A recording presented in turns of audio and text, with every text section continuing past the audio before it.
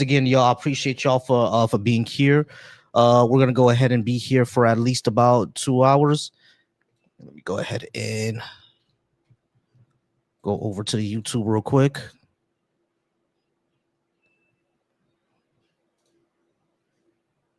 Let me switch this.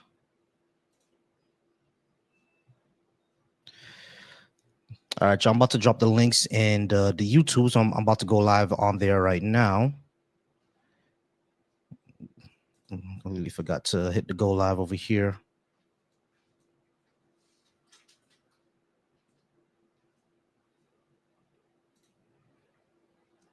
Tap that screen, y'all. Tap that screen. No guest yet, so y'all just keep tapping that screen. We're just gonna go ahead and wait for anybody who would like to come to the board, who would like to talk about the conversation, to go ahead and come on in. We're just waiting for them now. Now, if you say something in the comments that seems like you disagree with me, I'm just gonna go ahead and invite you up. I see S in the comments. He asked me if I want to burn. So that's why I'm inviting you up, S, so we can actually have the conversation. We can actually talk about it. And it doesn't necessarily have to be a conversion thing, and that doesn't matter to me. We just talk to each other, see where our heads are at. I don't see a problem with that.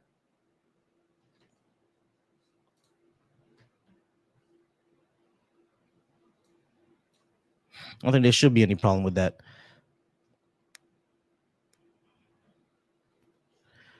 But once again,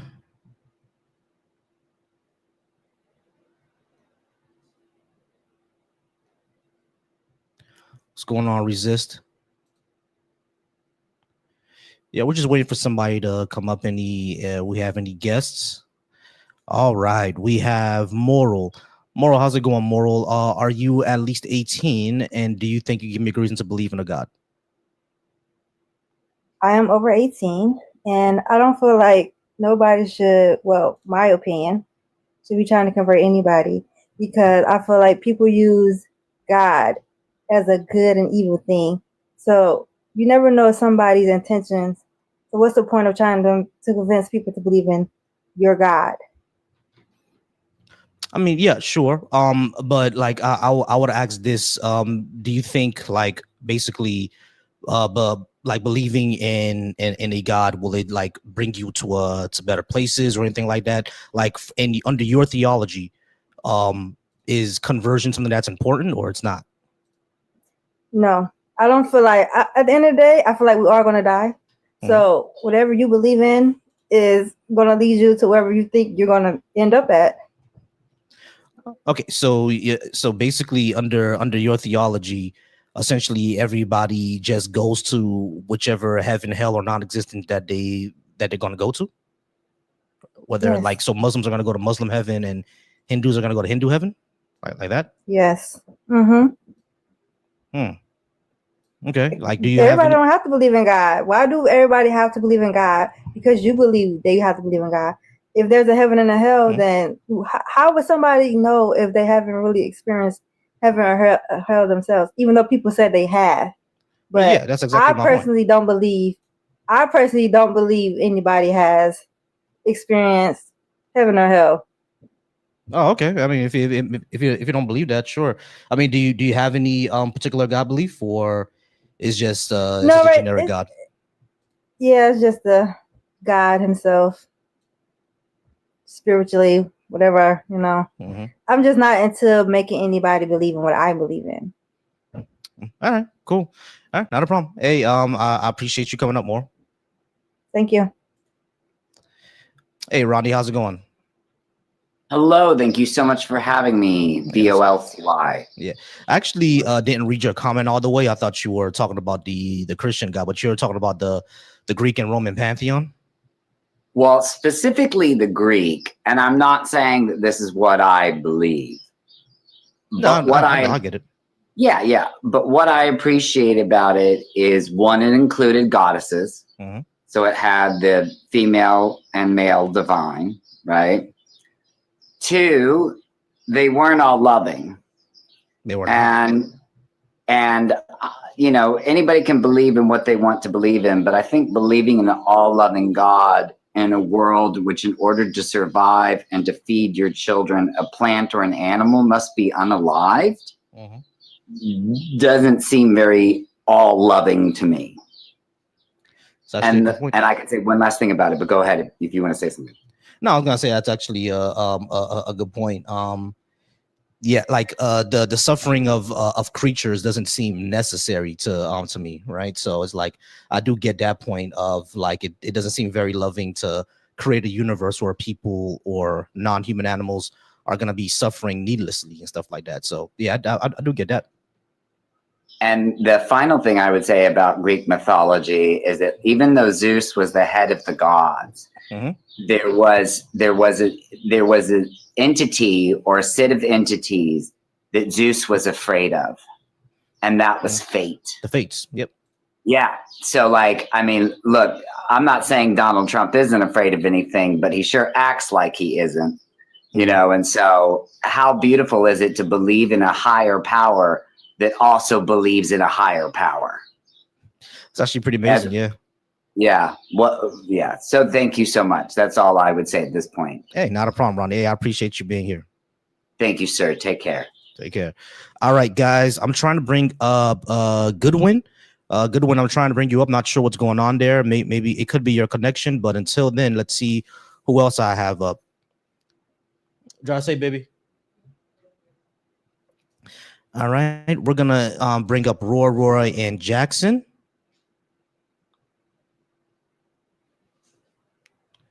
Let's see if Roy is gonna come up, and Jackson as well. Hello. Hey, how's it going? Boss Nika, give me a second. I'm waiting for someone else to come up. Not sure what's going on there.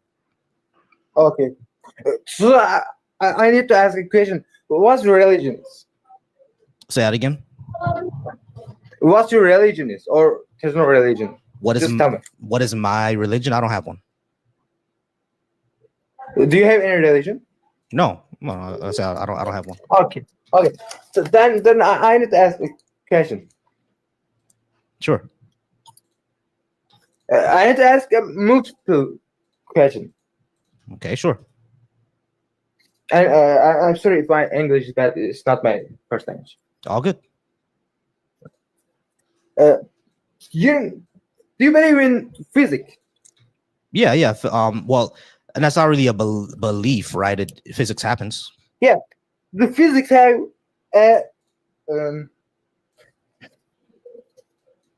wait, give me a second.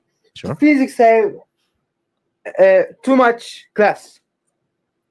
Physics has too much class? What do you mean by that? Like thermodynamics and quantum physics. Yeah. There's astrophysics, quantum physics, cosmology. The thermodynamics physics says the energy cannot appear from nothing. Well, energy cannot be created or destroyed. No, it's just rule 1 of thermodynamics 1. Okay, yeah, I think that's the first rule. Yeah, that's the first like conservation of energy, right? First law. Yeah, sure. Like what about it though? And cannot came from nothing and can turn nothing. Yeah, sure. I don't think things came from nothing. I think there always was something. So I need to ask how the first energy came. How the first energy came? I'm not sure what you mean by that. Huh? I'm not sure what you mean by that. What do you mean? How did the first energy come? Energy probably always was. Like it's probably always a thing. Can we know about that? Can we know about that? I don't think there is a way to know about that, but I'm just kind of postulating, right? So like we cannot know anything, but right, we can't know everything. I'm trying to get to what you're trying to ask me here, because I don't doubt physics. I don't doubt the law of the conservation of energy, but what about it though? I will explain. Just let me a second. If there was no energy, because it's probably like that, and then we have to put God isn't there. Is the question.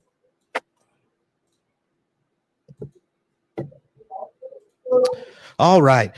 Jackson, how's it going, Jackson? Are you at least 18? And do you think you give me a reason to believe in a God?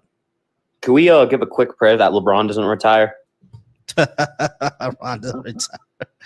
Oh man, that's a funny one. But I mean, his son is in the league now, so is he waiting for a second son to get in the league or what?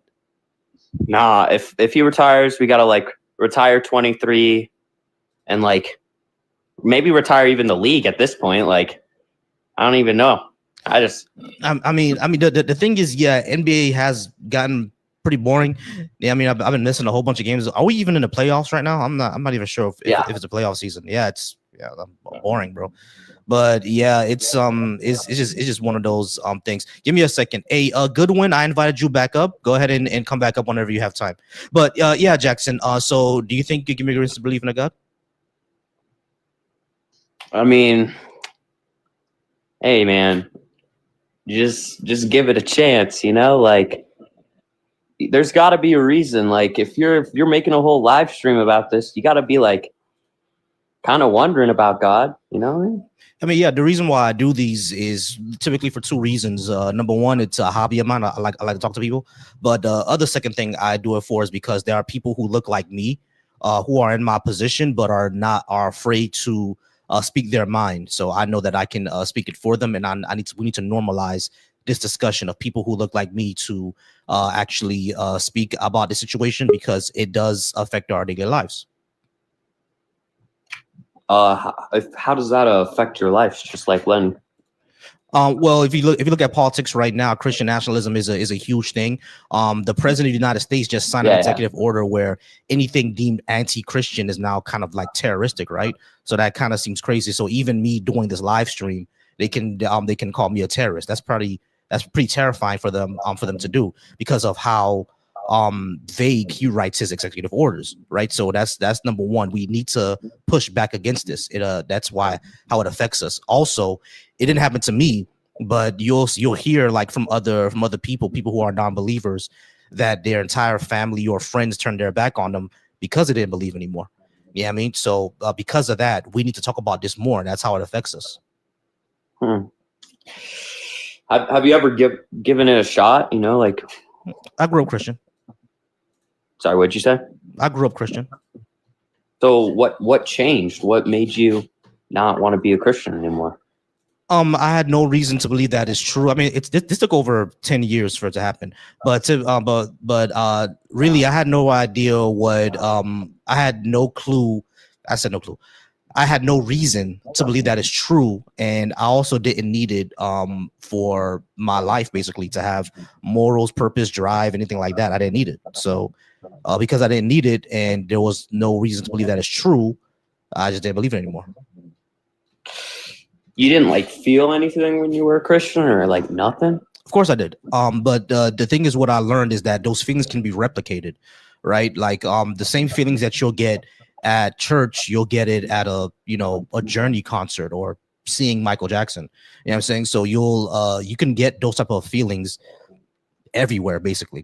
Like people used to fall out at Michael Jackson concerts. People still fall out at Beyonce concerts. You know what I mean? So like these type of feelings can always be replicated. I mean, not really. I mean, not this kind. I mean, like if you truly give your life to Christ, bro, I mean, it just changes. Like that's just something you'll have to experience. And I mean, I'm not honestly here to debate you because like, if you don't want to be a Christian, I mean, that's completely fine. But I just say, just give it a chance. Maybe go to church. Maybe go to church with one of your buddies. Like, I mean, I grew up in church, so I know. I'm just saying that like, I want to see you in heaven one day, you know? I mean, you can show me a heaven exists. Yeah, sure. Like I wouldn't mind, but I don't think, living for trillions of years, doing whatever, doing nothing. It's not going to be, I mean, what are we going to be doing for all that time? Like, are we just worshiping the big guy? I don't know. I mean, probably something like that. We'll probably have, I mean, I think there'll be jobs. I think you'll have a role. Jobs? Like, oh, damn, y'all. So we're gonna work all our lives here, Not like then jobs, die and like go to jobs, heaven but and like, have to I work think there will again. be a My role. goodness. I think you'll have a role.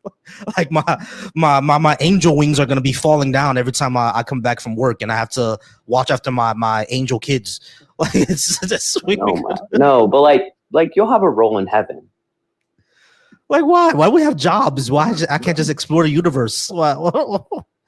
I'll work for 60 years only to die and have to work again. Oh my goodness, that seems kind of awful. I don't know, bro. Hey man, I don't know, just give it a shot, dude. I mean, there's no reason, just try. Like, I don't know. I mean, give me a second. Jay, go ahead and come on up. Let's go ahead and talk about it. But when it comes to that, right, it's like I've spent at least 20 some odd years of my life being Christian. You know what I mean? So it's like when you say give it a shot, and I already did. I grew up in it. I did the baptism. I did all that. You know what I'm saying? So it doesn't seem that I would need to. I would say that we should get like better evidence to believe in something that something is true. Well, won't you agree? I mean, I think there's pretty decent evidence. I mean, there is some stuff that I've been like, it's a little bit out there, but like, I'd say most of the evidence is like, it's pretty clear. Okay, well, what is that? Okay, like, I mean, I think Paul's house, you can find it. I believe you can. Look, no, I don't have any issue with Paul being a guy. Like, sure, he was a real guy, but that doesn't mean that what he wrote down about this Jesus character is necessarily true, right? I mean, I would just say there's so many like stuff that line up, you know? Okay, sure. Like what? Like, okay, like what's that one like mountain? I don't know, dude. I'm not very educated. Like Mount Ararat? Like, yeah, maybe. I think so. Are you talking about the claim that they found like Noah's Ark? Yeah, that was fake. They never found it. Are you joking? No, I'm not. That was fake.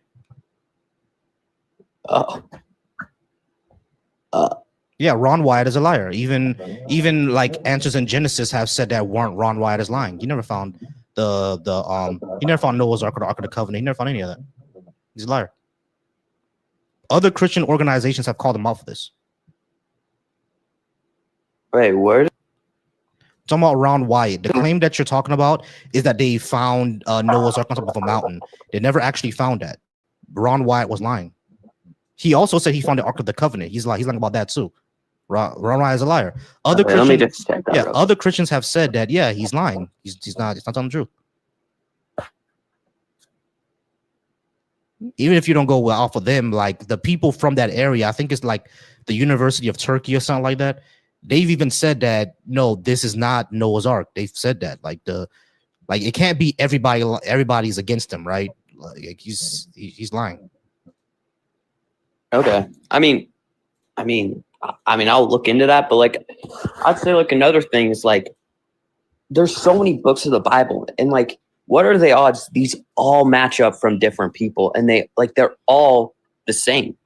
When you say these all match up, what does that mean? Like they all create a story. What do you mean they all create a story? What is they? What are you talking about? Like all these people who wrote the Bible. Like, you know how like I learned this, like, you know how like if there's a crime scene, they would like separate all the witnesses to get their story. It's kind of like that, right? But that's not what the Bible is. These tell different stories in different times for different audiences. Yeah, and they all line up. No, they don't. How? Where? Okay, we can go through some contradictions if you want. Okay. All right, cool. One of my favorite ones is about King Josiah. Let me bring this up. All right, so right here we got the story of King Josiah. It's told in two places. The first one is told in Kings and 2 Kings, and then it's told again in 2 Chronicles, because Chronicles is just rewriting the history of Israel, right? So in 2 Kings 23 to 20, in 2 Kings 23 to 30, it says, in his days, Pharaoh Necho, king of Egypt, went up to the king of Assyria to the river Euphrates. King Josiah went to meet with him, but when Pharaoh Necho met him at Megiddo, he killed him. His servants carried him dead in a chariot from Megiddo, brought him to Jerusalem, and buried him in his own tomb.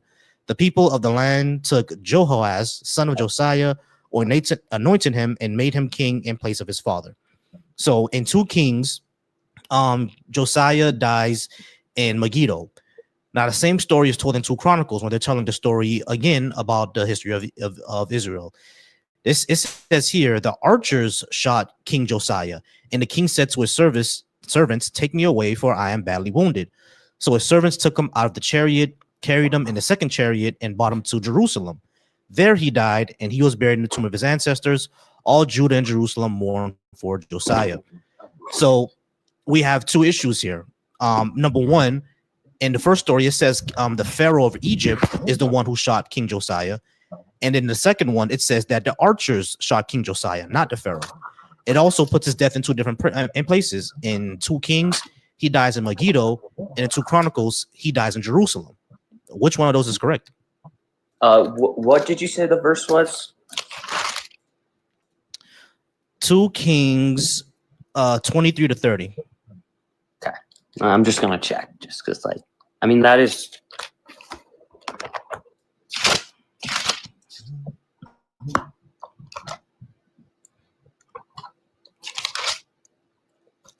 You said 22? Yeah, 2 Kings 23 to 30. 2 Kings 23, verse 29 to 30.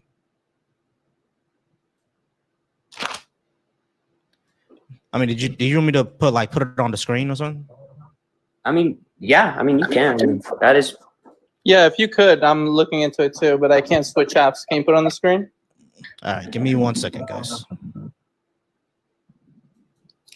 gonna go ahead and share this window. 1 moment.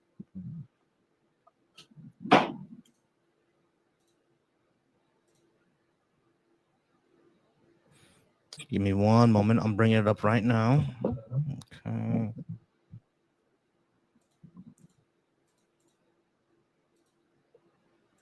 That's not it. That's not it. That's not it.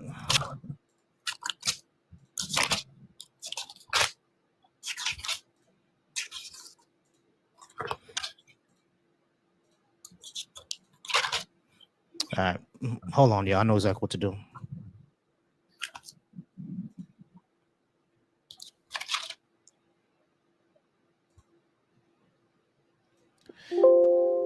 All right, give me a second. All right, so that's me there. Y'all gonna see what I bring up, and there it is. I'm not sure if y'all can read that or not. I cannot. I have it on my Bible right now, though. So You have it on your Bible app now? I'm actually on the real Bible. All right, cool. All right, cool. But yeah, so oh yeah, it is too small. Sorry about that, guys. I'm gonna go ahead and let me just bring it up on the. And then what you say the other verse was? The other one is 2 Chronicles. Okay.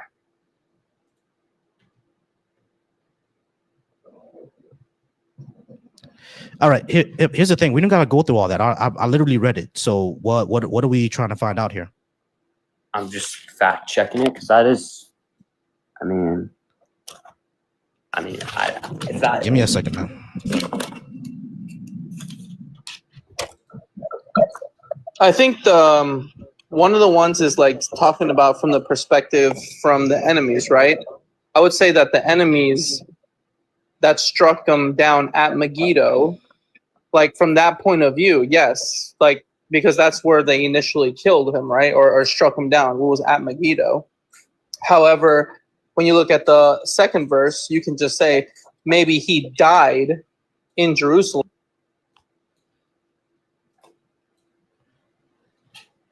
Here it is. It's on the screen. Can you see it now? Yep. All right, cool. So you can read it there, and then you can read the second one. See, I'm not making this up, guys. Yeah.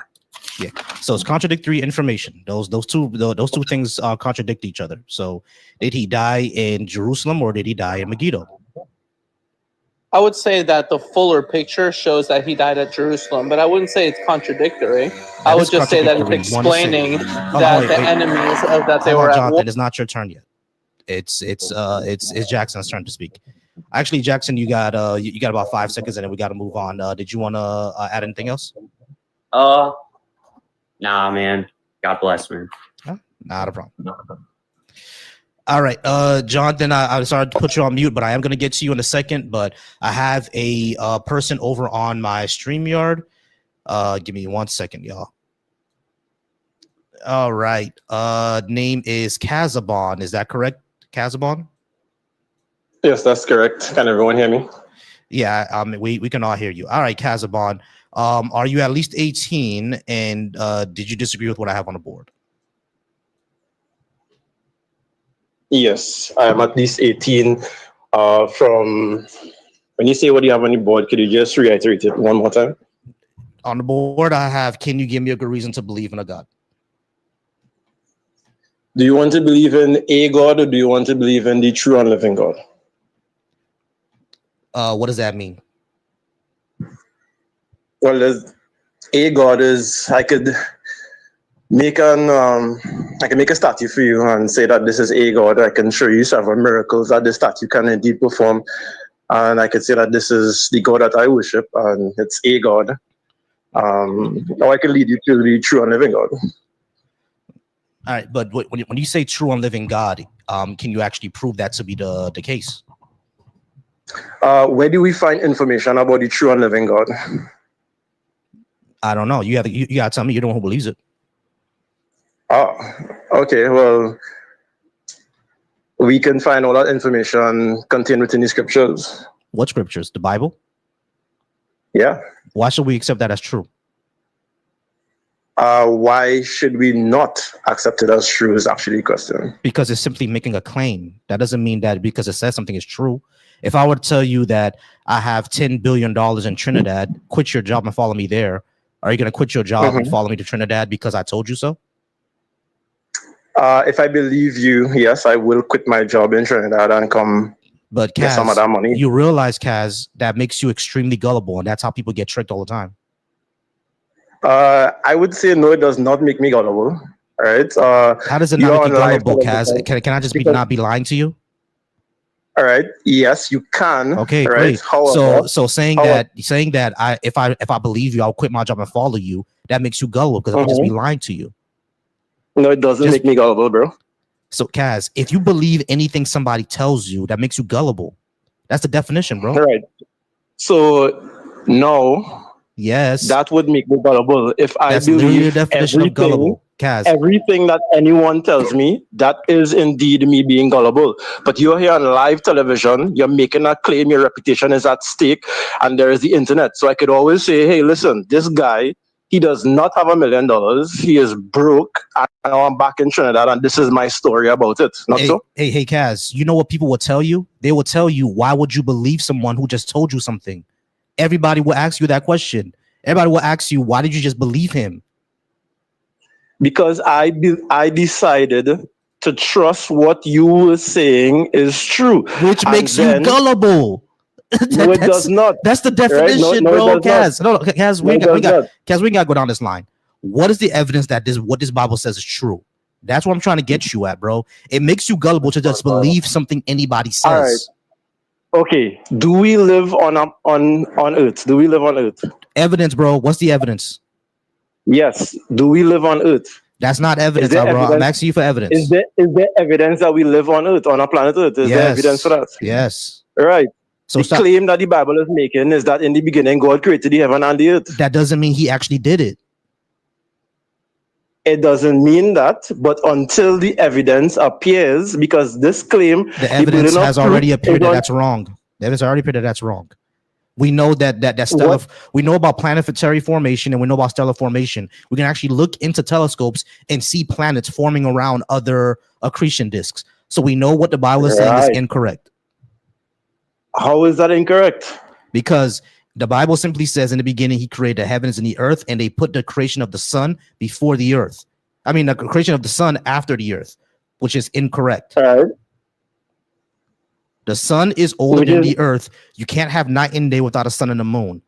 So it describes the moon as a light, which is not. It's a rock. And it says that the sun was created after the earth, which it wasn't. So all those things are wrong. Okay, so you're going by the evidence that someone else has provided for you. No, I'm going off of scientific evidence. I'm going off of physics. I'm going off of cosmology. I'm going off of astrophysics, stellar formation. These are what we're going off of. Right. Hold on, Kaz, let me ask you a question.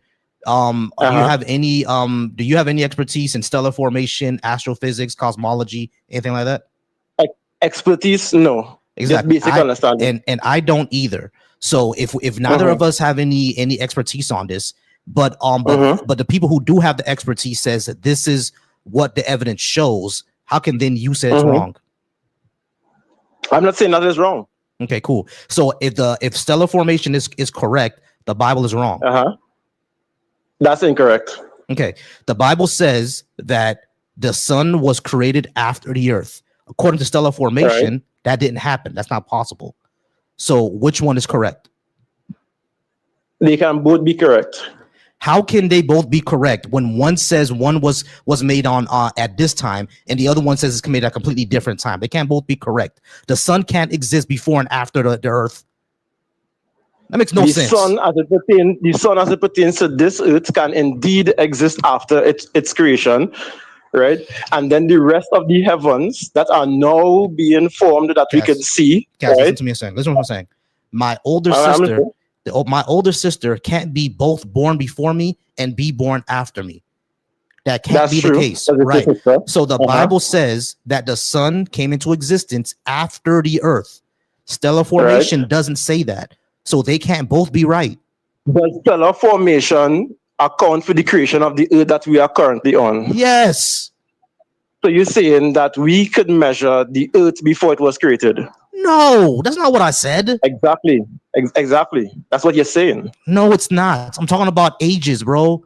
The earth, the earth is younger than the sun. The sun can't be both. The sun can't be both. The sun can't be both. The sun can't be both older than the sun can't be both older than the earth and younger than the earth. I'm in agreement. That's not possible. Okay. I am in agreement with you. According to stellar formation and cosmology, the sun is older than the earth. According to Genesis, the sun is younger than the earth. They can't both be right, bro. One of them is wrong. Because the stellar formation does not record the beginnings of the earth that we are currently on. Yes, it does. No, it does not. We cannot. It's called cosmology, dude. Yes, it does. It does account for the formation of the earth. We cannot measure the weight of the earth that we are on. That's not the point. Kaz. Yes, we can. Number one, we can measure the weight of the earth that we're on right now. It's called math. But the second thing is that I would say is that they do account for the earth's formation, and we know that the earth is younger than the sun. The Bible doesn't say that. We can. I agree with you that we can attribute what we see of younger galaxies being formed, that it is like that. But the only reason that we can see those galaxies forming is because of our vantage point on the earth. It's as simple as that. Yeah. What are you saying? I'm saying that just because there is a phenomenon called stellar formation does not mean it applies to the earth that we are currently on. How do you prove that to be true? What the hell are you talking about? Are you saying that physics doesn't apply to Earth? Are you kidding me right now? I am not saying that. I'm not saying that. All right, stellar formation is all about physics. So if you're saying that stellar formation doesn't apply to the Earth, hold on, Kaz. Stellar formation, if you're saying that stellar formation does not apply to Earth, you're literally saying that physics doesn't apply to Earth. That's stupid. What are you saying, bro? If that's what you hear me saying, right, I will repeat myself. Kaz, you literally said stellar formation does not apply to the Earth. Stellar formation is about physics. So if you're saying that stellar formation doesn't apply to the Earth, you're saying physics doesn't apply to the Earth. That's stupid. No, I'm not, because stellar formation is one part of physics, And that part of physics that we can observe and make calculations for is dependent on this earth being already formed. So the No, earth that it's we are not. on, all of these suns that are forming right now, the earth is indeed older than those. All right. We're gonna go ahead and move on. Yeah, I can't take this. I can't do this anymore. I just cannot. All right. Law for Life. Is that your name?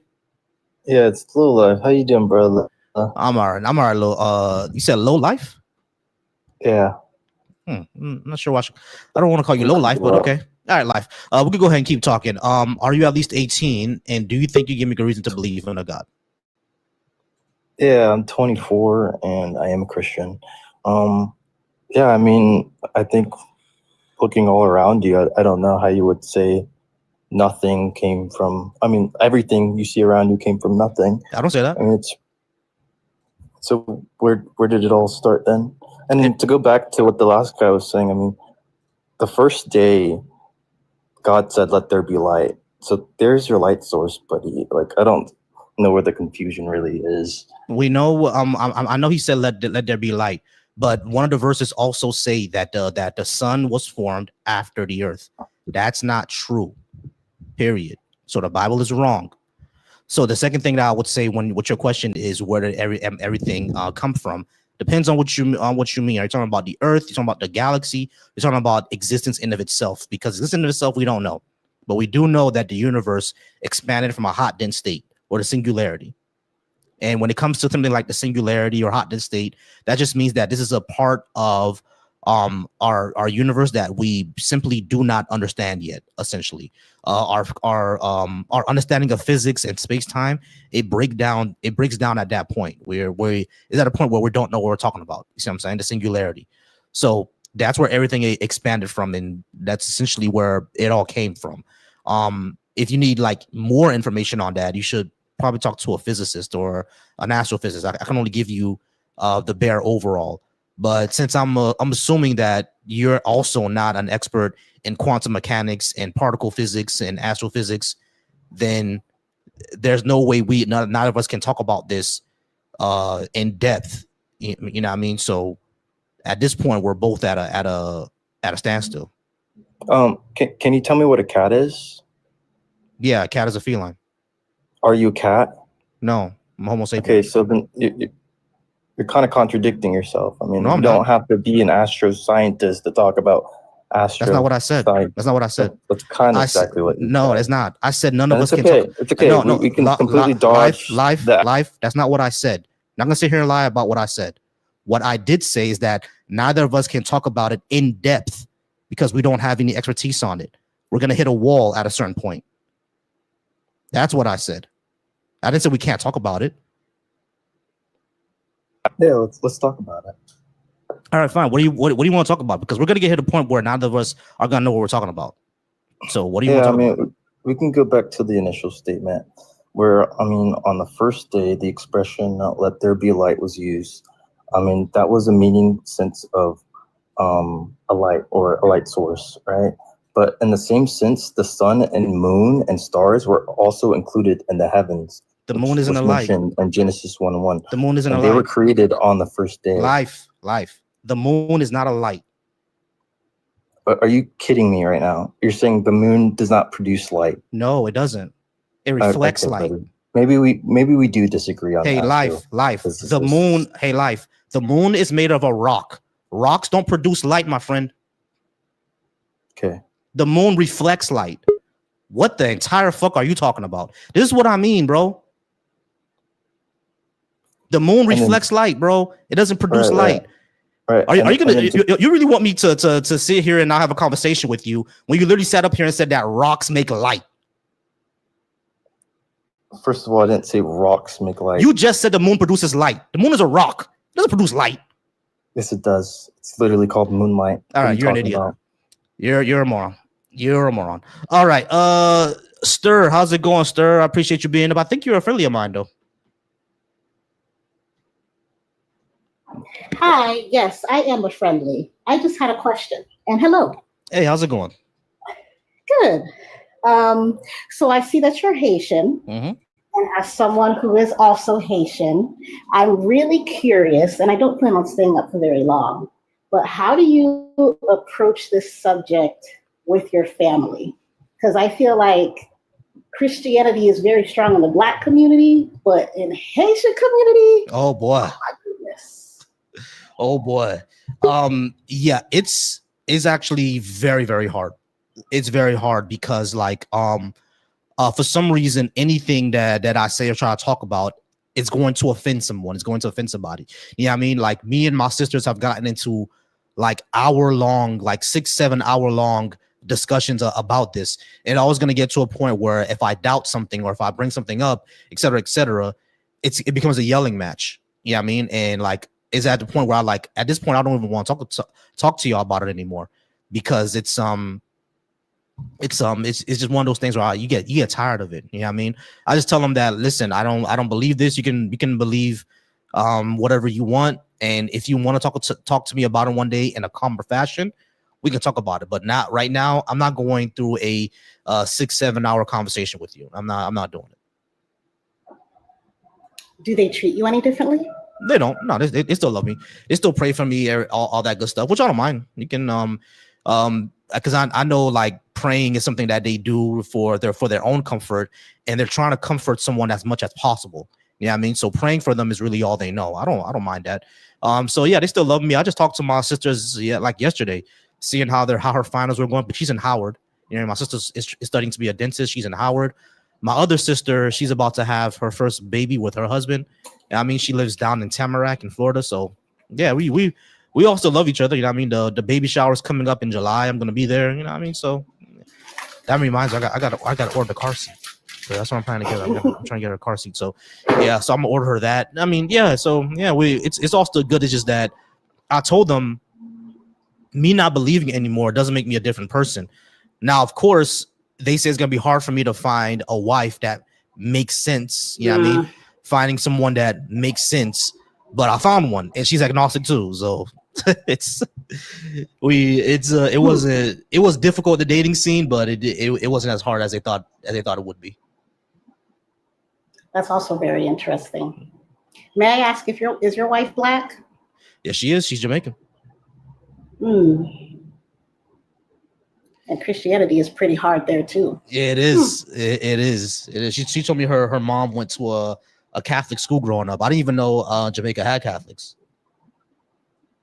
Yeah. Mm-hmm.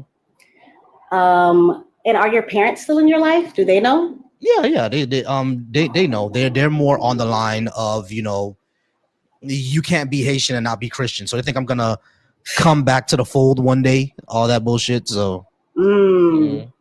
Yeah, I think that's how a lot of people are. Like, you're just lost. You're gonna come back. Don't worry about it. Yeah, exactly. Okay, well, thank you. That's all I really had. I was curious.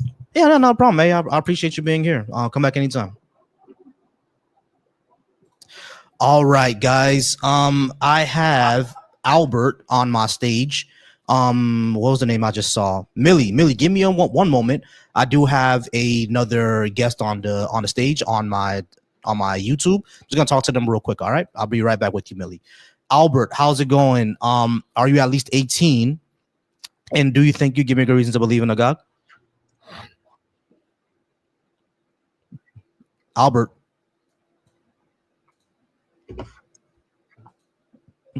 You there, Albert?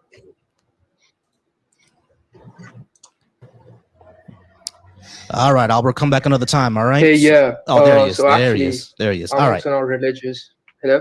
Yeah, there he is. All right, Hello? Albert, how's it going? Can you hear me? Yeah, I can hear you. Yes, I was saying I'm not religious. Don't believe in any or no. But hello. No. Listen. I'm listening. Yes, what I'm trying to say is that I'm gonna ask you a question. Do you believe that you are the incarnation of God? No. Okay. So the thing is, I am the incarnation of God. Oh, right? okay. Cool. So the thing is, All right, y'all. So we're gonna go ahead and keep it moving. I appreciate everybody being here. Everybody, pause me real quick. I'm gonna get to y'all in a second. I just got to go ahead and give a quick shout out to everybody who's watching me over on the Deconstruction Junction. If you're watching me over on Deconstruction Junction, once again, I appreciate you. You guys are amazing. Love y'all. Thank y'all so much for being here. If you're watching me on my channel, Valsy Thoughts, thank you so much for being here over on Valsy Thoughts. You guys are amazing. Love y'all. Make sure to hit that super chat if you want me to put your comment on the screen. I'm gonna go ahead and put in a goal for the super chat right now. If you're watching over from the Black Atheist Coalition, I appreciate you there as well. The link to join is right there. Yeah, you can join at tiny.cc/Valsy Live. If you're watching me over on the Black Atheist Coalition, once again, thank y'all so much for being here. And I do have a give goal, 10 caps. If y'all go ahead and support me, please support that give goal. Only 10 caps. Thank y'all so much. I appreciate y'all. Let's go ahead and move on to our next guest. Millie dropped, but we do have Home Slice. Home Slice, how's it going? Are you at least 18? And do you think you give me a good reason to believe in a God? I am, and I think I do have a reason for you. Okay, sure. What is that reason? So by in my analysis, it seems like you only lack a belief in God in general because you think it's possible that life began on its own. So my strategy is to show you that, that's not likely. Most likely that didn't happen. And what that is the complex specified information in the cell. There's these nucleotides that when we say there's information in the cell, we're not being poetic or metaphorical. It's literal code in the DNA. And it's these nucleotides that tell the cell to self-replicate, metabolize. They create enzymes that perform these various functions. And it's just, also they have to be compartmentalized into membranes. And once you kind of get an overview of what it would actually take for life to begin on its own, I think it's laughable. It didn't happen. Plus, you have the homochirality problem.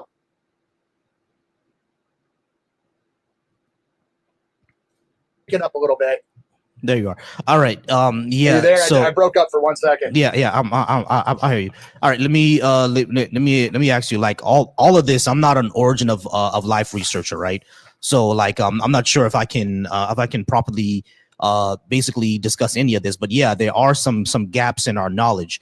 But just because there's some gaps doesn't mean that a God is the most likely answer. Well, here's the thing. I'm not saying this because of the. It's dang it. I'm breaking up again. Mm-hmm. I broke up again. So I'm not saying it because of what we don't know. I'm saying it because of what we do know. And if it really comes down to this, if I can show you that life didn't begin on its own, or you become convinced that, yeah, this probably didn't happen, then you'll go looking for God. But as long as you think, oh, they've figured it out and they know how to make life and, they know how, then maybe you'll be like, oh, it's just not necessary. But I'm just seeing what sticks. To me, that's my thought process. If I was an atheist, I would want to know. All right, so did life begin on its own? So, Home Slice, what we're asking is that when it comes to origin of life research, when it comes to all these peer-reviewed papers, are they concluding that these things that we're not sure of or we have gaps in our knowledge about, are they saying that the only answer is supernatural? Is that what's happening? No, because this is the situation. Science, from a methodological standpoint, has to assume that life began on its own, because we can't just invoke the supernatural into our academia. That would end the search. It's like, okay, well, why does this spider make a web like this? Oh, it's God. We can't. Right, I got you. As a rule, we have to follow it all the way. We have to follow that rule all the way. I got you, Home Slice. But the issue is you're saying that that life could not begin and go, and it has to be supernatural. And what evidence do we have of that? You're just saying that there's these gaps that we don't know about, therefore supernatural. Well, no. Okay, here's what it comes down to. If life didn't begin through a natural process, then it began through a what? A supernatural process. We don't know. But the thing is, what I'm saying, all the research shows that it was likely a natural process, and you're saying that it's not. I know. I just explained that though, but that's fine. It's confusing. They have to. So this is the situation. science has to assume that life began through a natural process. So of course, all the evidence is the evidence, quote unquote, but the evidence that they're coming up with is pathetically weak. Does that make sense? So this is the situation. I keep repeating myself. What I'm saying, home slice, is how do you know that? Assume it hold on a second. They have to assume that life I got you. You're repeating yourself, but home it slice. didn't. Hold on, home slice. Home slice, hold on. You're repeating yourself. Home slice, stop. You're repeating yourself. I already heard all this. What I'm asking you is that if you're going to say that that the process of life was necessarily supernatural, what evidence do you have that being the case? Okay, as far as science goes, that would be a category error. Science isn't going to address that. But so what we do is say, okay, this is what science says. This is how unlikely it is for. Why do you interrupt me though? All right, so I mean the thing is, like, I just don't want you to repeat yourself. The thing is, you're saying that you're not going to have evidence of the supernatural. However, the evidence that we have of things happening through a natural process, which are literally thousands of PAG's peer-reviewed papers, are saying that those just don't matter. It was supernatural.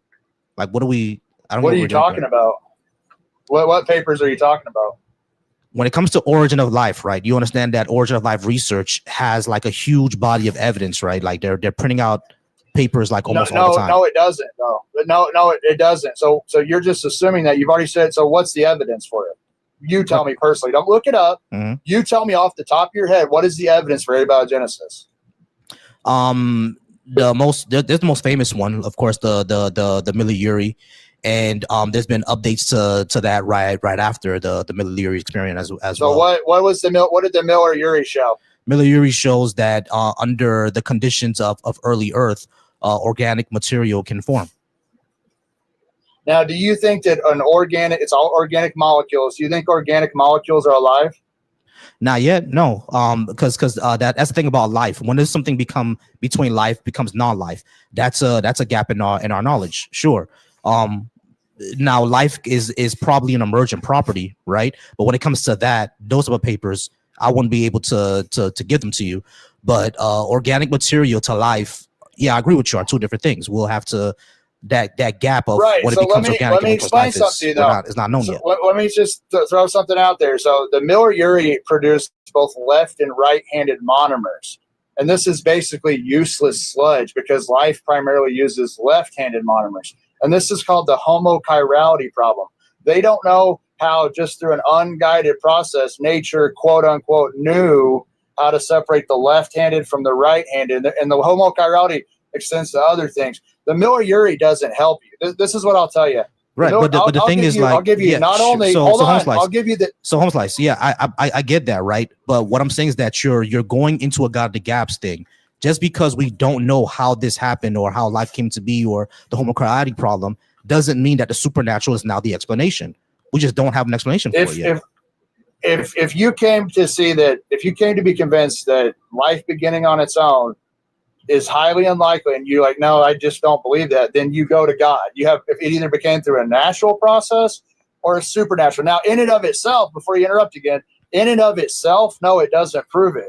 But we're stacking the evidence. We're stacking the argument. This is as far as science will go. This is where the buck stops. Right, life didn't begin on its own. We turn to philosophy, history, and our personal experiences. Here's the problem: you haven't shown that life didn't start on its own. You haven't shown that.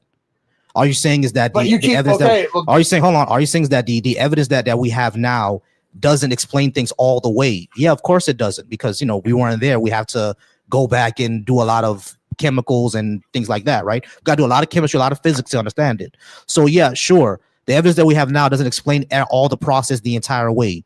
Sure. That doesn't mean that gap in our knowledge is now filled with supernatural. It doesn't mean that. It just means that we have to keep researching. A lot of these things we don't know yet. I can give you a lot of these things we don't know yet, but that doesn't mean the supernatural is the answer. Just so we're on the same page, you're agreeing with me that your atheist hinges on this abiogenesis thing being true, right? What? You're kind of agreeing with me on that? What? I hear you. Are you agreeing with? I think I've got some lag going on. So it sounds like you're almost agreeing with me, but let me make sure that your atheism hinges on abiogenesis. No, that's you not keep what I coming said. back to we haven't. Because if I could show you that if I could convince you that didn't happen, then where else are you going to go? It began through a natural process, and it became through a supernatural process. Well, what I'm saying is that this is a God of the gaps argument, bro. Hey, if God fills in the gaps, then there's nothing we can do about it. If God made That's life, a fallacy, though, bro. I proudly worship the God. I proudly worship the God of the gaps. If He fills in that gap, question? You see what I mean? Hold on. It's not your turn yet. This is a God of the gaps, bro. That is what I'm saying. We just can't say there's a gap in our knowledge. We're not sure what this is. Therefore, God. Things don't work that way, man. But here's the deal. I'm not arguing this based off what we don't know. I'm arguing it based on what we do know, which is the code in the DNA. When we say it's a code, we're not being poetic. It's literally a code in the DNA. No, we're not. We're being poetic. We're putting letters and numbers onto what these proteins are doing. That's all we're doing.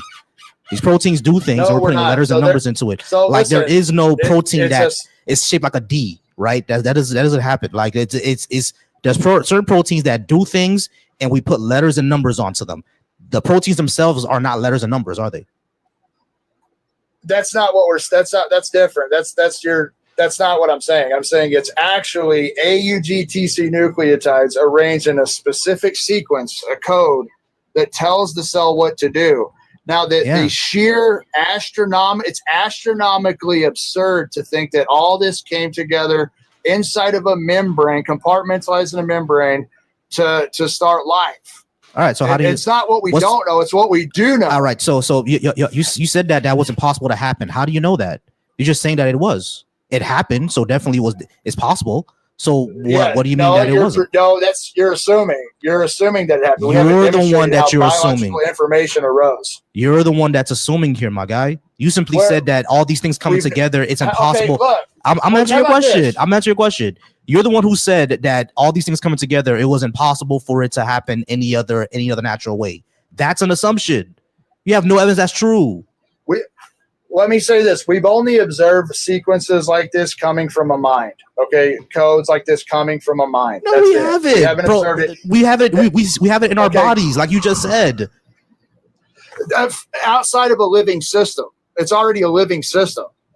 Yeah. So outside of a living thing, we have to recreate these things, right? Sure. Anyway, look. Hold on. Oh shit. I got a little bit of lag here.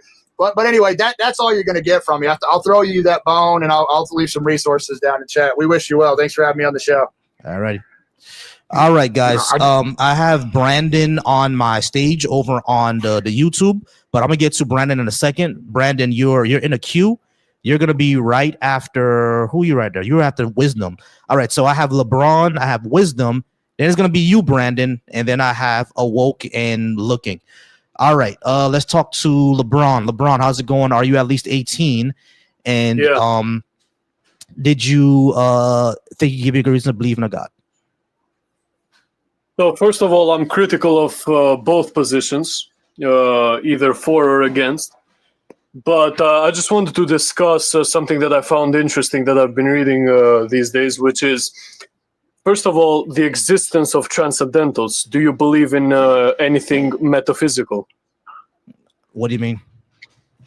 So, for example, something metaphysical is truth itself. So absolute truths are metaphysical. They aren't found in matter. So a materialist point of view would be that nothing exists except matter. Nothing exists except matter. Hold on. Hey, Woke, you gotta mute your mic real quick. I keep hearing things. All right, so nothing existed except matter. Well, I would say that we can't verify anything other than matter exists. That's what I would say. So you can or you can't? We can only verify matter. We can't verify anything else. So that falls under materialism, basically. So you don't believe that anything metaphysical exists? I have no evidence that it does. No, so the problem with that arises when we talk about transcendentals, the first and the most important one is truth itself. So absolute truths, if there are no absolute truths, so we reject the idea of transcendentals. If there are no absolute truths, that statement itself must be absolutely true for there to be none. Yeah, I've heard this problem, but how does this get us to a God? But that no, wait. hold on, bro. Give me a second. I understand all this problem. Right? I've heard of all this problem, et cetera, but that's not what I'm interested in. What I'm interested in is how does this lead us to a God? Because I just go with the colloquial definition of what the truth is, that which comports with reality. You know what I mean? So that's what we call the truth. Like if I told you that I'm a billionaire and in reality I don't have 9 zeros in my bank account, I'm not a billionaire, right? By definition. So that which comports to reality is what I say is the truth is. Whether we can say there's an absolute truth or the statement is there no absolute truth, an absolute truth, et cetera, uninteresting. Let's get to what we actually want to talk about. How does this get us to a God? Yeah, it does, but I mean, sure, if you want to kick me, it is a bit long, I can't lie. It is a long argument. You don't have to do all that. Just tell me how it gets to a God. It absolutely does. So the existence of transcendentals, if you agree with that, if you agree of the existence of transcendentals, which the argument I just made proved. So if the transcendentals exist, then there is something, the transcendentals, outside of matter. And if there are things outside of matter, then that exist outside of it, then they must exist from a mind. And that mind is, well, the argument goes, the divine mind. Zeus exists then? What? Zeus exists? Absolutely not. Why? No, Zeus does exist according to your argument. He's transcendental. No, actually, I'm from Greece, by the way, and Greek mythology. None of the philosophers of that time ever made a claim that they were polytheistic, ever made a claim that Zeus was transcendentals. They didn't believe in transcendentals. They believed off the mat. They were materialists. Yeah, they were materialists. What I'm saying is that they were all wrong. Zeus is transcendental, so it exists. Well, you have to prove of that. You have to prove the transcendental. Yeah, transcendentals exist. Therefore, Zeus exists. Again, you have to prove that Zeus is a transcendental. Yeah, he's a transcendental because he exists outside of space and time. And again, see how we're having a problem here? The problem is if I can just define things outside of space and time, I can do the same thing for Zeus, Shango, Olodumare, the god of the Yoruba religion. We can do the same thing for those because according to Yoruba, the problem is that they don't claim. According to Yoruba theology, Olodumare is outside of space and time. He's the one that created all of space and time. That is a fallacy by itself, because just because they got something right, it doesn't. Wait a second, let me finish, please. So just because they got something right doesn't mean that their whole worldview is correct. First of all, right? So even if Zeus or whatever other religion, any religion, claims that transcendental exists just because it is outside of time and space, time, and matter, and there are other contradictions in the worldview, that worldview is incorrect because of the other contradictions, not because of the thing that they got correct. So that applies to you. Yeah, the difference is that I'm not claiming that the reason that the divine mind exists is just because I plugged it into the argument. I didn't use it as a god of the gaps. The argument goes that divine mind is the maximum, by definition, is the maximally great being. And if that maximally great being, by definition, isn't Zeus or isn't the other gods, whatever. No, it's Olodumare. The maximally great being is Olodumare. Therefore, Olodumare exists. You can Yoruba is the right religion. You can put one. As I said, they can get one thing right, but have other contradictions. So that doesn't prove them right just because they got one thing right. But what's the other contradiction in Yoruba religion then?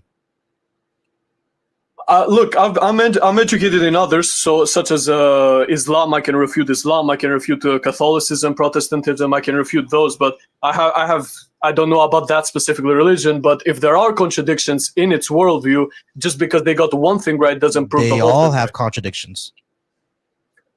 Well, that would take. First of all, that would take us forever. But anyways, I want to know your refutation of this transcendental argument. You can't prove this to be true.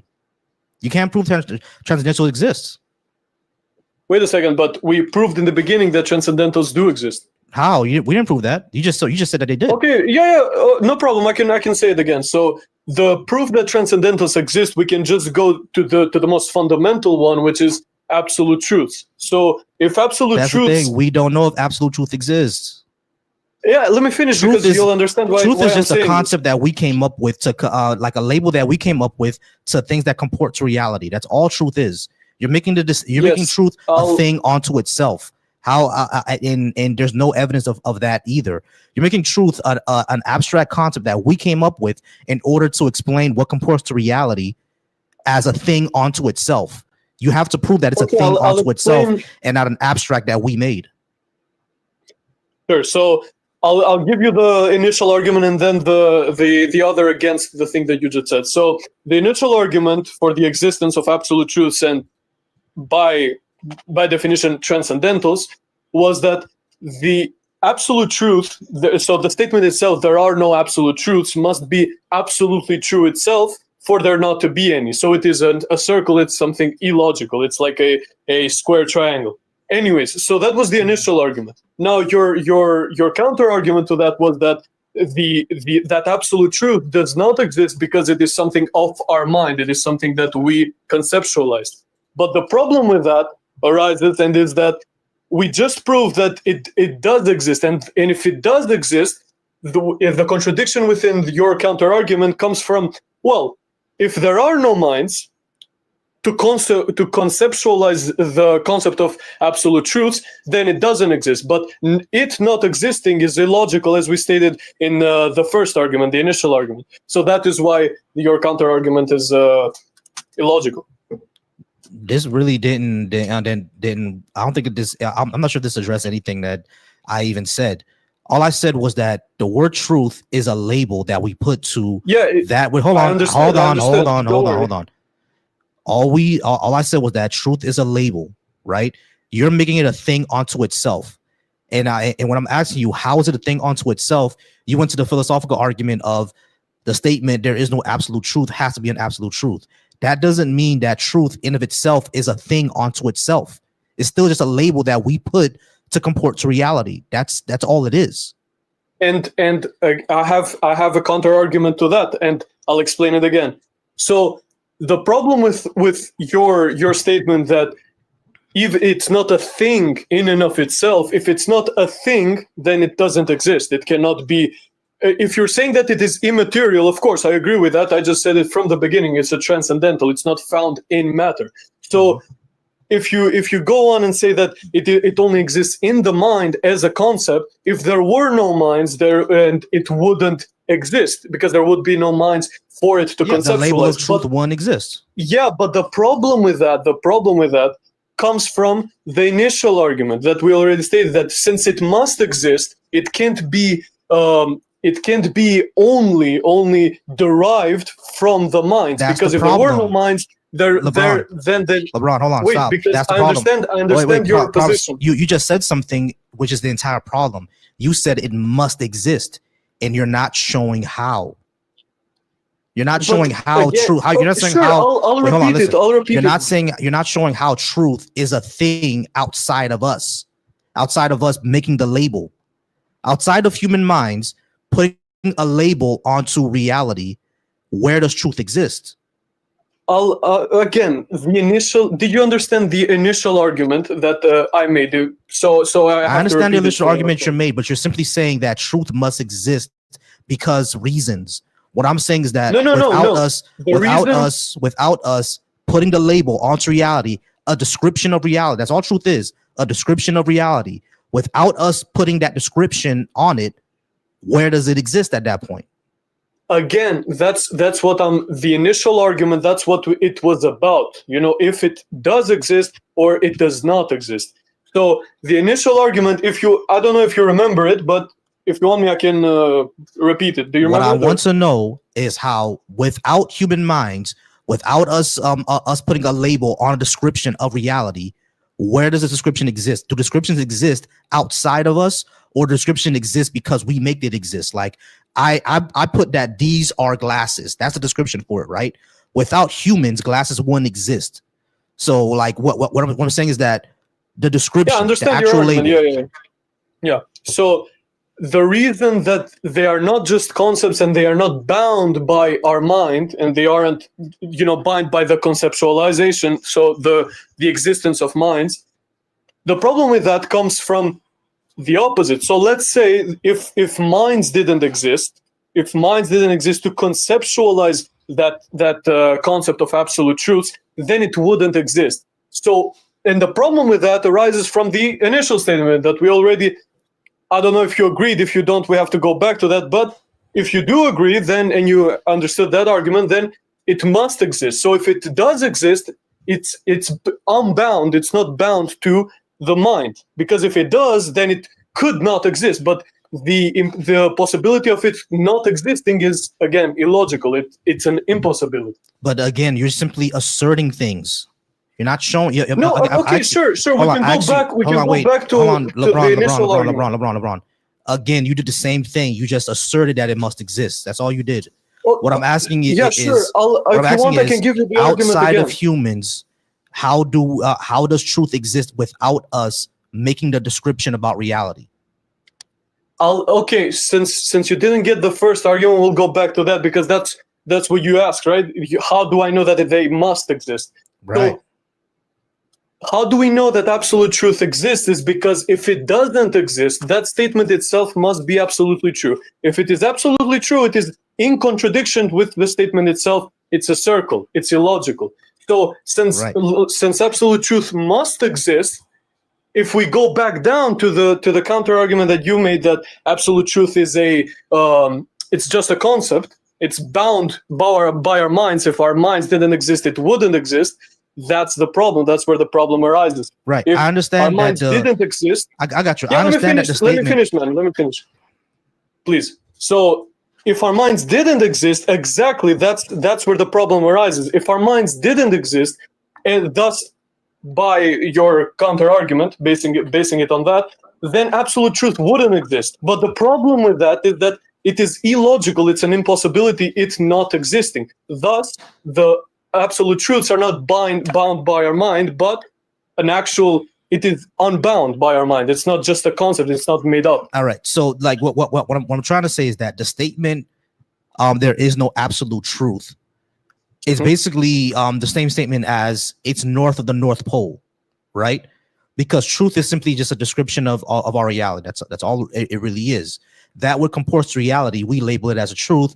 That which doesn't, we label it as a lie or something that is wrong, or et cetera, right? That's all it is just a label. Yeah, I mean, so when you say that the term absolute truth is contradictory in of itself, yeah, because just like the statement, if I were to say the statement I just gave you is a lie, is that statement a lie or is it the truth? Because if I'm telling you the truth about that statement, then it has to be a lie. It's self-refuting. It's a circle. Again, that's my point. Yeah, that's exactly. So that's what that's what the thing. There is no absolute truth. That's where we're running into issues at. That's why it seems contradictory. That's all it really is. But truth is just a label that we put onto reality, bro. When I'm asking you, how do we show that it's a thing onto itself? You're going back to the statement. Yeah, because the initial argument was trying to prove if there are absolute truths, do they exist? So but again, you said it yourself actually perfectly. So because it is a circle and it is illogical for absolute truths to not exist, then by impossibility of the contrary, they must exist. So going down from that, to answer your question. The problem is, LeBron, is that truth, like I said, is the label that we put onto reality. I understand. That's what I'm going to address right now. Cool, don't worry. So the only thing that we can say is a reality absolutely exists, but reality itself is not a transcendental. If reality itself, again, we're trying to prove that do transcendentals exist or do they not? So going back to your argument, trying to address that, you said that they don't, it's a concept, right? It's bound by our minds, right? How do we know that it exists outside of our mind? What I said is that truth is a description of a reality. Truth is just a description of reality. It's our label. Without us, the label doesn't exist. Does reality still exist without our label? Yes, but reality is not transcendental. If reality is not a transcendental, then again you're going back to the materialist point of view. And the materialist point of view, that's what we are discussing. Are there transcendentals or are there not? So we have to go back to what we were saying about transcendentals. LeBron, we out of time. We got to move on. Yeah, okay, man. Have a great one. You too. We'll be back next time. All right. We're gonna move on to. All right. I see Wisdom here. Wisdom. Let me talk to Brandon real quick. He was before you, and then we'll go ahead and get it started. Brandon, can you hear us? Yeah. Can you hear me? Yeah, I can hear you. All right. Everybody can hear Brandon, right? Drop a 1 in the comments if you can hear Brandon, please. Give me 1 second, Brandon. Okay, cool. Everybody can hear Brandon. All right, Brandon, everybody can hear you now. Thank you so much for joining me. Are you at least 18? And do you think you give me a reason to believe in a God? Yeah, I'm 21. And so similar to you, I'm kind of skeptical as far as at least the religion aspect goes, as far as the transcribed books. But also, I've wanted to ask, do you think that you have a counter argument that could denounce the creation or the existence of God as a whole? That's what I want to know. No, because I'm not a person that says God doesn't exist, at least in the concept of a being that exists outside of space and time. The only thing I would say about that is that if you're going to say that there's some sort of being outside of space and time, you're basically saying they're outside of reality, which means that you're saying that it's not real. But when it comes to like ancient concepts of gods, we can definitely say those don't exist. And the deist version of God, we can't say that one doesn't exist at all. We can't refute it. But I think I meant mainly like sticking to the Torah, Bible, or Islam, like in those three categories, because I also have like, because my thing is they've been translated hundreds and hundreds and hundreds of times. Like the Prophet Muhammad wrote the scriptures 500 years after the fact. So I've also had like been skeptical of the historical accuracy, but I've always told like, because I can't tell if you're a hardcore atheist or you denounce religion specifically, but acknowledge the existence of a possible being above ourselves. That's where I was trying to make that connection. Yeah, no, I don't acknowledge any being a possibility of any type of being, because I don't see the evidence for one being the case. I'm what you would call I'm not a strong atheist. I don't say a God absolutely doesn't exist. I'm more of an agnostic atheist. If you were to tell me does a God exist, I will tell you I don't know. And if you ask me if I believe in one, I'll tell you no. Like I don't believe in one, but I don't make a claim that it's fictional. Got you. But if my thing is, if you play this follow the thread game and you look to any atheist and you ask them to come up with at least some kind of ideology that's sound that could prove the existence of there being no God, they can't really do it. So my whole thing with atheists is, yes, you could say, oh, there's no substantial scientific proof to believe in a God, but you have no scientific substantial proof to believe in the existence that there is no God. And if you go back to something like a singular, to them, it makes more sense that a singular expanded into this universe, and we luckily didn't get so close to Venus that we start burning or something crazy like that. But at the same time, God is not real. So then when I counter that, you know what they meet me with? They say, oh, well, it's outside of our understanding. I think I just heard you say that, but that's the same rhetoric that Christians, Muslims, and people who follow Judeo-Christian beliefs, they all say the same thing, that God is outside of our understanding. Therefore, we're not going to be able to have all the answers there. So why is it okay when it's science, but not okay when it's religion? Two problems. Number one, there are scientists that can explain that. I'm just not one of them. No, because they can't follow the thread to the very beginning. They start the story in the middle at the singular. Right, but that's not the singularity doesn't mean that it's the middle. We just don't know what was before that. No, what we're saying, Brandon. They can't answer. Listen, they can't answer. Right, hold on, Brandon. I'm trying to answer your question. Gotcha. Just because they can't answer before Big Bang, because our concept of physics, time, space, matter, it breaks down at T-1, right? When the expansion of the universe starts to happen, they can't speak before that time because we don't have the physics to explain it. But just because we don't have this physics to explain it at this moment doesn't mean that they go from the middle and say that it's outside of our understanding. It says that this is something that we do not understand yet. That doesn't mean that we'll never understand. Okay.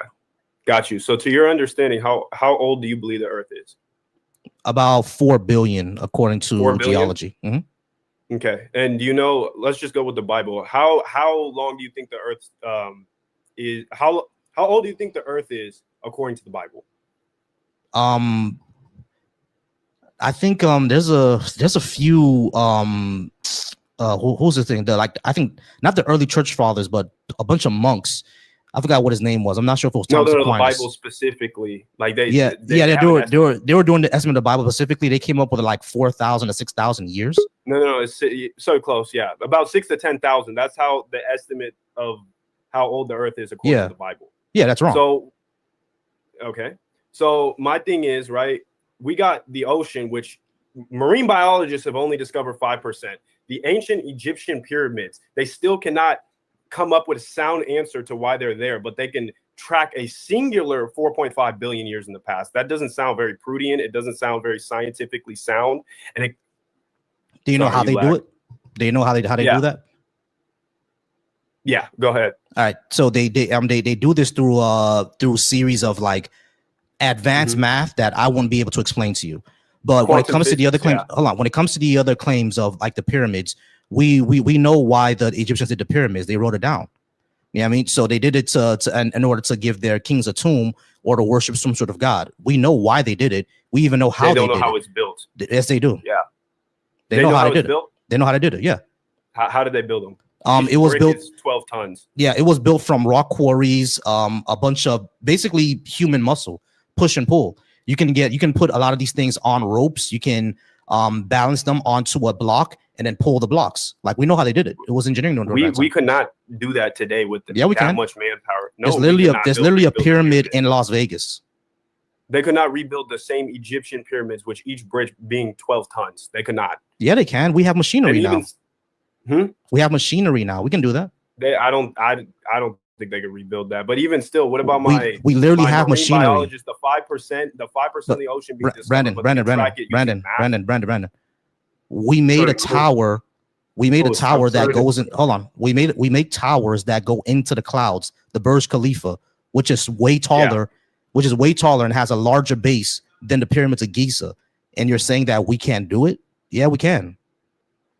Okay, but what about the marine biology? Because I actually didn't even realize that part, so I'll concede with that. But what about the marine biology part where they've only discovered 5% of the Earth and actually about like 1% of the universe? So how are they tracking a singular? That's what I want to understand. How they're tracking the singularity? They don't track the singularity. It's basically based on a mathematical model. When you reverse the math, right, to see how, like, because when we look into space, we see the microwave background radiation and galaxy redshift, meaning that everything is moving away from each other. So they do the math to reverse it to see where everything was. And it's at that point of the singularity where the math gets us to, is at that point that time breaks down. Like our math on time, our math on space, our math on physics, it all breaks down at that point. It doesn't make sense once you get to the singularity. And then you're going to tell me that they can't predate it from the moment right before the singularity. What is the singularity and what has it been stemmed from? When they say singularity, that's at the point where it's basically a placeholder saying we're not sure what this is or what's going on. Yeah, I mean, exactly. Because but that's where they start the story, right? Right. That's where things start, but it's not a story. It's basically what the math and the evidence is showing us. You know what I'm saying, though. That's where they start the theory. So my thing is, does it seem more prudent that something just expanded from nothing and we don't know how, or does it seem more prudent that there is a God in place and then that's why we have order in the universe? That's why we have the space-time continuum. That's why we have the planets perfectly aligned, because we don't have order in the universe and things are not perfectly aligned. Things are very perfectly aligned to the point where we can still. Okay. You know what I mean? I'm not saying they're perfectly aligned in every single way. They're perfectly aligned to the point where we have been able to survive 4.5 billion years, according to you. That doesn't mean it's perfectly aligned. That's pretty aligned. It's aligned enough for our survival. Hold on, to me, that's perfectly aligned. Brandon, are we the only planet in the habitable zone? No. Exactly. So, like, what are we saying here? It wasn't made for us. The universe is still aligned enough. Okay, at least Earth is still aligned enough for us to live a very habitable life. Yeah, that's my point. The Earth is the Earth is in a habitable zone, but so are millions of other exoplanets. We're not special. Okay, but my point. Okay, back to the same point with the singularity, right? Is it more believable that something created the singularity, a higher being, or is it more believable that it just expanded from nothing? And no scientist can prove it, but at the same time, they can denounce your religion, denounce your faith by saying that the singularity, we don't know what that is, but we have some kind of scientific faith behind it. But when you say that with religion, it's somehow contradictory to reality. Brandon, all that shows that you don't understand the position. They're not saying that expanded from nothing. No one said that. They don't have an explanation to what it expanded from. But just because they don't have an explanation, that doesn't mean it expanded from nothing. It doesn't mean that. Okay. My stance is that, look, I can't confirm to you, okay, 100%, 1,000%, like some of these other people, the existence of God via your religion is real, but I can confirm to you, right, historical facts, like Jesus was a real person, right? We can agree on that? Yeah. Okay. Jesus, he was actually persecuted by Romans and Jews. He was, right? Yeah, he was crucified, correct? Okay. So what? So you have Sorry, this thing is hella laggy, so I can't tell. What I'm saying is that Jesus could exist as a person. That doesn't mean he was God. No, yeah, I understand. But here's my point. There is more in line to coincide with the fact of the existence of a higher being than there is to go with some crazy theory that there is. No, there is not. No, there's not. No, there's not. Yeah, there is. What I'm saying is Jesus. No, there's not. Jesus existing as a person doesn't mean he had supernatural powers. There are plenty of people in history who claim to have supernatural powers. Julius Caesar claimed to be the son of Jupiter, the god of the Roman. What about the disciples who what about them? Miracles by? What was that? What about them? What about the disciples who decided to die with him? Why were they so heavily convinced based on his rhetoric? Because they were probably in a cult. Same thing with what the other guy named Jim Jones. People who died in the Jim Jones cult, they also said that Jim Jones made miracles. Like people say stuff like that all the time. That's your whole thing? What do you mean that's my whole thing? Yeah, sure. There are people who are convinced of things, right? But that doesn't mean that what they convinced of is true. Because if that's the point, if you're going to claim that, right? Jim Jones also had superpowers, and so did the guy who started the Mormon religion. I completely agree with you. Right. Here's the missing piece. Hold on, Brandon. What I'm saying is that people believing in the supernatural doesn't mean the supernatural is true. No, I understand that, and I actually agree on that fact. But here's the part where I'm like trying to get at. I'm not going to say that indefinitely proves the existence of God. The only thing that I'm trying to make is that actually shows historically there were people who believed something that he showed, which means there was something shown, whether it was true or not, something was actually shown to these disciples. That is more historically accurate in proving towards something than saying a singular that nobody can prove when we don't even know Earth science from 5,000 years ago. But you can prove the singularity.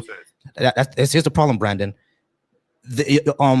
I don't doubt that they experienced something, but just like how you said, them experience something doesn't mean what they experience is actually true or actually compares to reality. But my point isn't trying to make it true. I get that, Brandon. What I'm saying is that none of this, if you're conceding that, right, that just because they experience something doesn't mean they experience supernatural, you cannot then claim that this historically shows that the supernatural or something more aligning to a divine actually exists.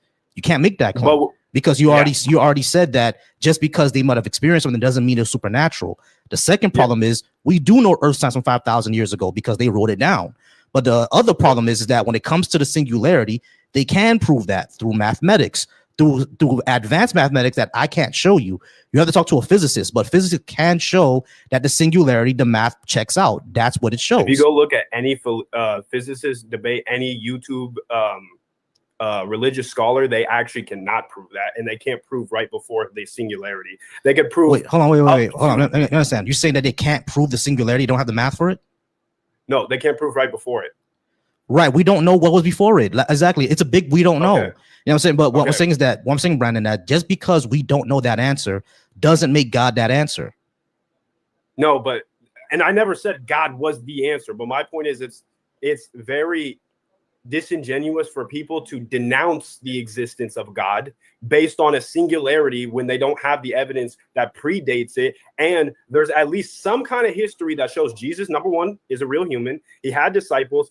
And not only did he have disciples, the disciples saw at least something convincing enough to make them be like, okay, I want to believe in this despite not believing beforehand. That makes a lot more sense than a singular and then predate nothing that predates it. Okay, so no, it doesn't. It's the same argument that religion is not. It's not. The singularity has mathematical proof. It has mathematical models. It has physical proof. We can actually prove the singularity. They can't. We cannot. Okay, but hold on. Wait, Brandon. We cannot prove that Joseph Smith had made miracles. We cannot prove that Jesus did miracles. We cannot prove Muhammad split the moon. We cannot prove that Buddha is into enlightenment. We cannot prove any of this, right? There is no evidence of any of this paranormal stuff. So saying that it makes more sense than the thousands of mathematical models that we have to show the singularity was a thing, just because we cannot point out what was before the singularity, is crazy. Saying that, hold on, Brandon. All we have for the supernatural is stories. That's it. We don't have any evidence behind it, which you already admitted. All we have is a story. So just because there's a story of someone believing something supernatural doesn't make the supernatural true, nor does it mean that it makes more sense than the thousands of papers that we have on physics. That it doesn't mean that. That's ridiculous. No, and I got a counter. But let me go through this. Let me take it full circle before you because it's very important you hear the whole thing. So I assume you heard about the UFO scientists and all of them that got killed and everything about that, right? Who? The UFO scientists that keep going up dead. You never heard about that? What UFO scientists that keep turning up dead? There was like some UFO scientists that tried to, I can't give you the full details because I don't know every last part of it, but it's UFO scientists kept appearing dead after, getting closer to discoveries, something along the lines of that, right? And then also you can see with the Epstein files and all that, every government tries their best to suppress things. So let me ask you this. If they did find definitive proof that actually proved the existence of God, prove the existence of all these things, do you think it would be prudent of somewhere like the United States to allow people to get these, especially when they're like Judeo-Christians that are very against the religion or very against people's beliefs in Islam and other, religions? Do you think that there has never been proof, or do you think that straight up, do you think it would be prudent for the governments to actually allow us to get this proof? The government would. Say that again. I said, do you think it would be prudent? Do you think it would be prudent for the governments that have shown that they will keep things corrupt even after discovering things, like the UFO scientists going dead, right? Do you think it would be prudent for them to let us see actual historical proof that they have found that proves the existence of God? Yeah. Or do you think those people would end up dead? Yeah, they'll automatically show it, because think about the American government. Name one president that hasn't professed Christianity. That hasn't professed Christianity? Yeah. No, they're like these Judeo-Christians with like secret, like they have allegiance more to Israel and their beliefs. Brennan, which president has not professed Christianity? Okay, that's not the point. But I'm just asking you, Michael. I should answer that. Like, no president. Hold on. Wait. Listen, Brandon. Hold on, Brandon. No president has every single president that we've ever had has professed Christianity. Every single one. If there was actual proof that Jesus was a thing, especially since the majority of white people in this country are evangelicals who are waiting for the end times, they would automatically release it. It would have been released under George Bush, because he was one of those ends day evangelicals. He would have released it. Yeah, I mean, there's no way I believe that the government has actual evidence that this supernatural being flew to the sky, and we've had several evangelical presidents who didn't release it. I don't believe that for a second. Would that be the case for Islam? Would they release it if it was some some scientific finding that proved the existence of Islam? Would they still release it? Not American government. The Middle Eastern ones definitely. No, they wouldn't. So they would be compromised. America also has nothing to do with anything biblically either. So let me ask you this: would those Islam countries release anything that proved the existence of Christianity? Oh no. They will hide it. I definitely got you there. What I'm saying is that when it comes to governments, right, things leak all the time. Governments are messy. You know what I'm saying? So something about this word of God out there. Sophisticated. They are. What I'm saying is that that's something. Why the Epstein files went away. I got you, Randy. I got you. They're sophisticated, right? And but things leak all the time. The reason why we knew about the Epstein files way before Epstein was even famous. We knew that he had files. You know what I'm saying? Because it was leaked. The government gets stuff leaked from the government all the time. So we're talking about a claim such as there was a supernatural being that did miracles and then flew to the sky, and there was absolute evidence of it, and they didn't release it. Someone didn't release that information. I don't believe it. Okay, this is my point. If you're in a country where it's predominantly Islam, they're not going to release files that prove Christianity. It's bad for their economy, it's bad for their faith, and it's the overall end of their civilization. That it's not prudent for them to do so. So you're saying that the Muslims have that information, but America I didn't say doesn't? The Muslim. No. Don't mischaracterize my position. I didn't say the Muslims. I'm saying any country government that finds something that contradicts their core beliefs and proves another religion's prophecies, they're not going to release that. There's no way in hell. Okay, I got you. I got you. But when we're talking about Christianity, there is no way that the Muslim countries have it and America doesn't. They're going to have it. So why wouldn't they release it? Why? If Iran is trying to get away with hiding nuclear programs, why wouldn't they hide religious artifacts? Because they're bad at doing that. They're not. We always find out when they're doing their nuclear programs. Underground cities that we can't pinpoint right now. They have the Strait of Hormuz closed. Clearly, they're not that bad at what they're doing. No, they're not. They're not bad at closing the Strait of Hormuz. What I'm talking about, the information. What about the underground cities? They're not bad at. How do you think you know about it?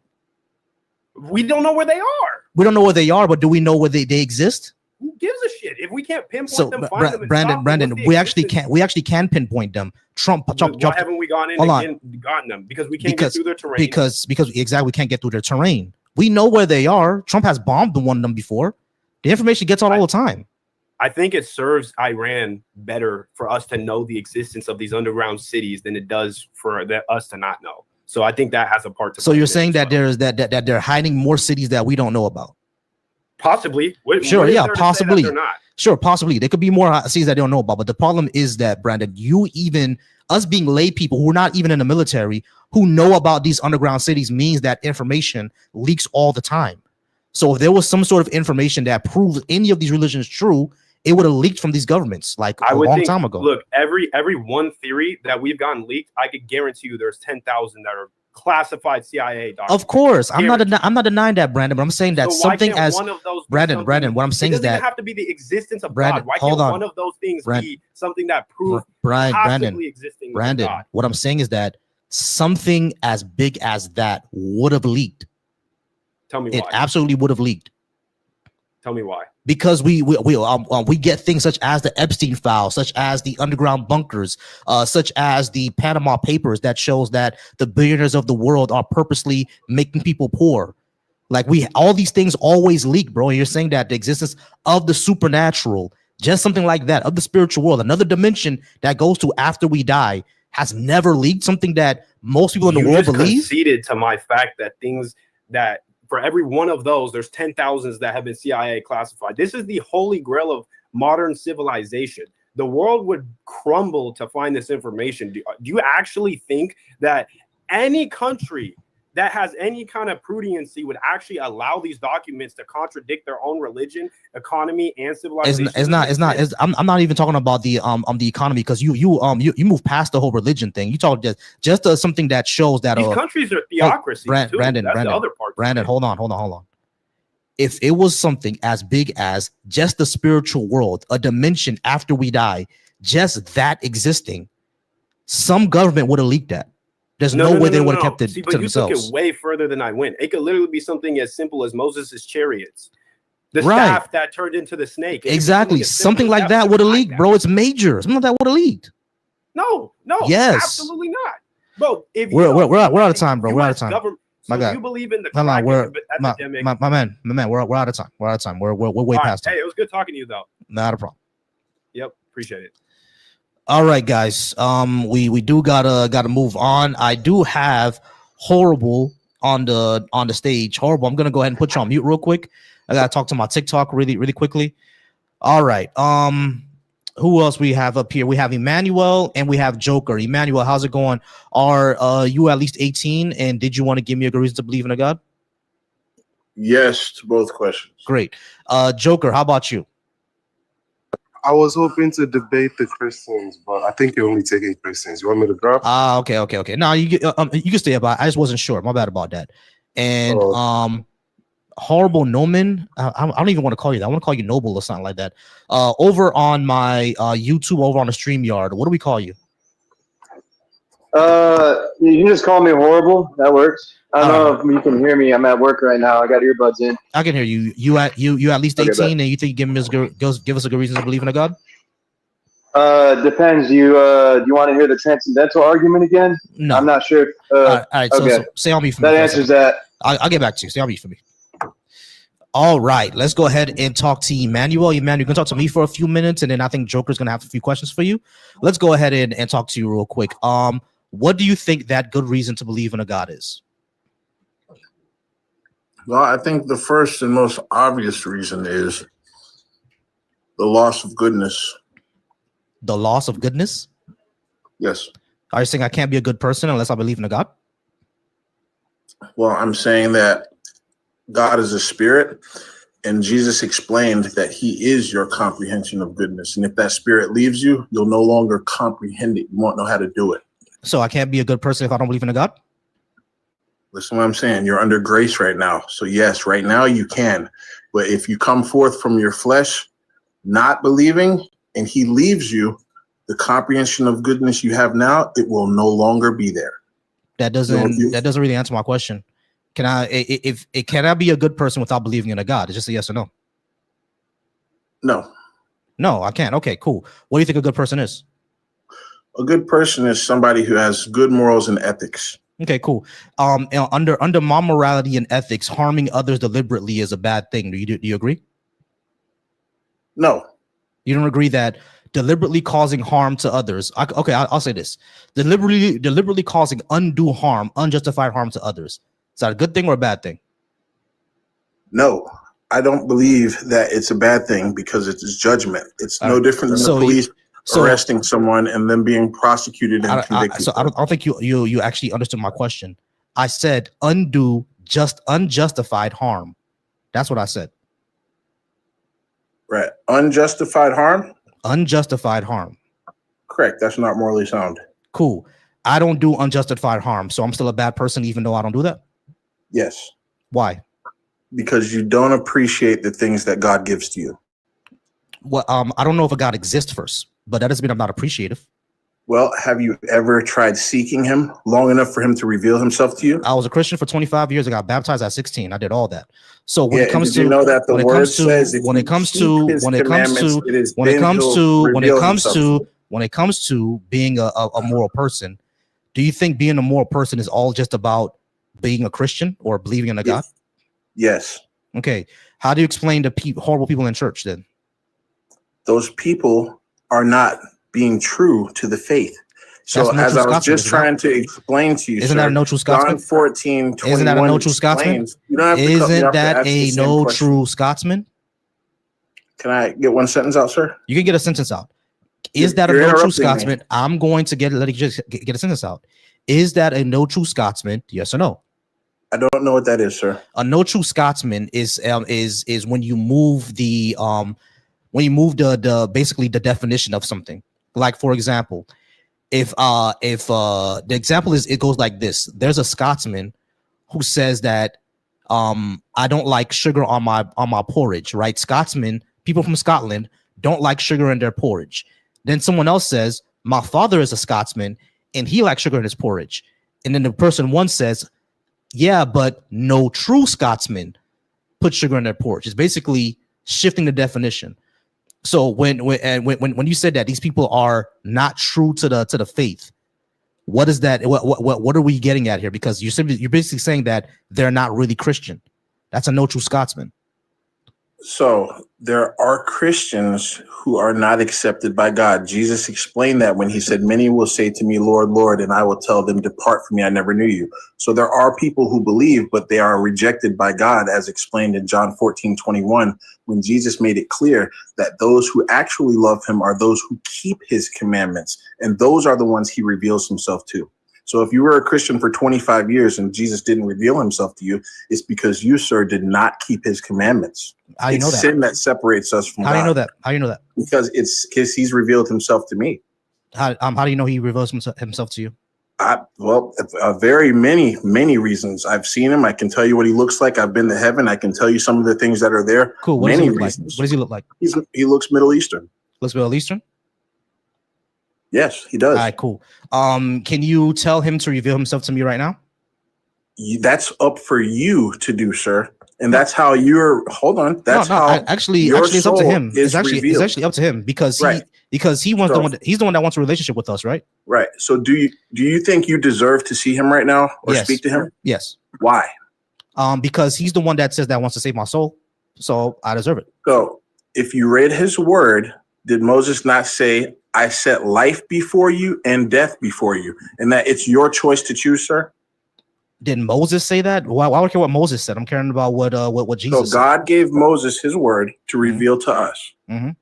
And that is what Moses said. Okay, that cool. It's up to you Moses to choose, sir. Moses also said that slavery is okay. So is that what God told him? Yes. Okay, so slavery's good. Okay. Yes. Cool. Cool There down are Christian. slaves in Cool down Christian.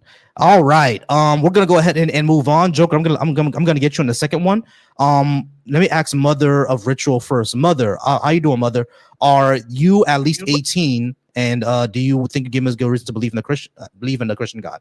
I said Christian God, any God at all, as a matter of fact. Oh, okay. You asked really quickly. Yeah, I'm over 18. And then what was the second part of your question? Do you think you give me a good reason to believe in a God? I think I can at least give you a different framing. I don't think I can change your mind in 10 minutes. All right, cool. Not a problem. Go ahead and hold on for me. There's someone right in front of you. His name is David. I'm sorry. Yeah, David. David, how's it going over on the YouTube stream? David, can you hear me? Yes, I can hear you. There you are. All right, David, we're going to go ahead and put a few minutes on the clock. Are you at least 18? And do you think you give us a good reason to believe in a God? Yes, yes, I'm 18. All right, cool. What do you think that reason is? I do have one argument. Okay, I might wanted to run this argument. I don't know how good it is, but anyway. So it's just for a God. So basically, You're in the Matrix. You're breaking up, friend. By nature. Oh, sorry.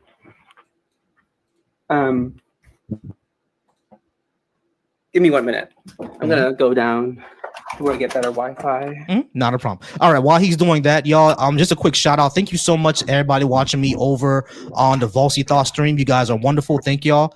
I want to thank y'all so much. You can go ahead and join in on the live if you would like. I'll bring you onto the StreamYard stage. Once again, tiny.cc/Volsy Live.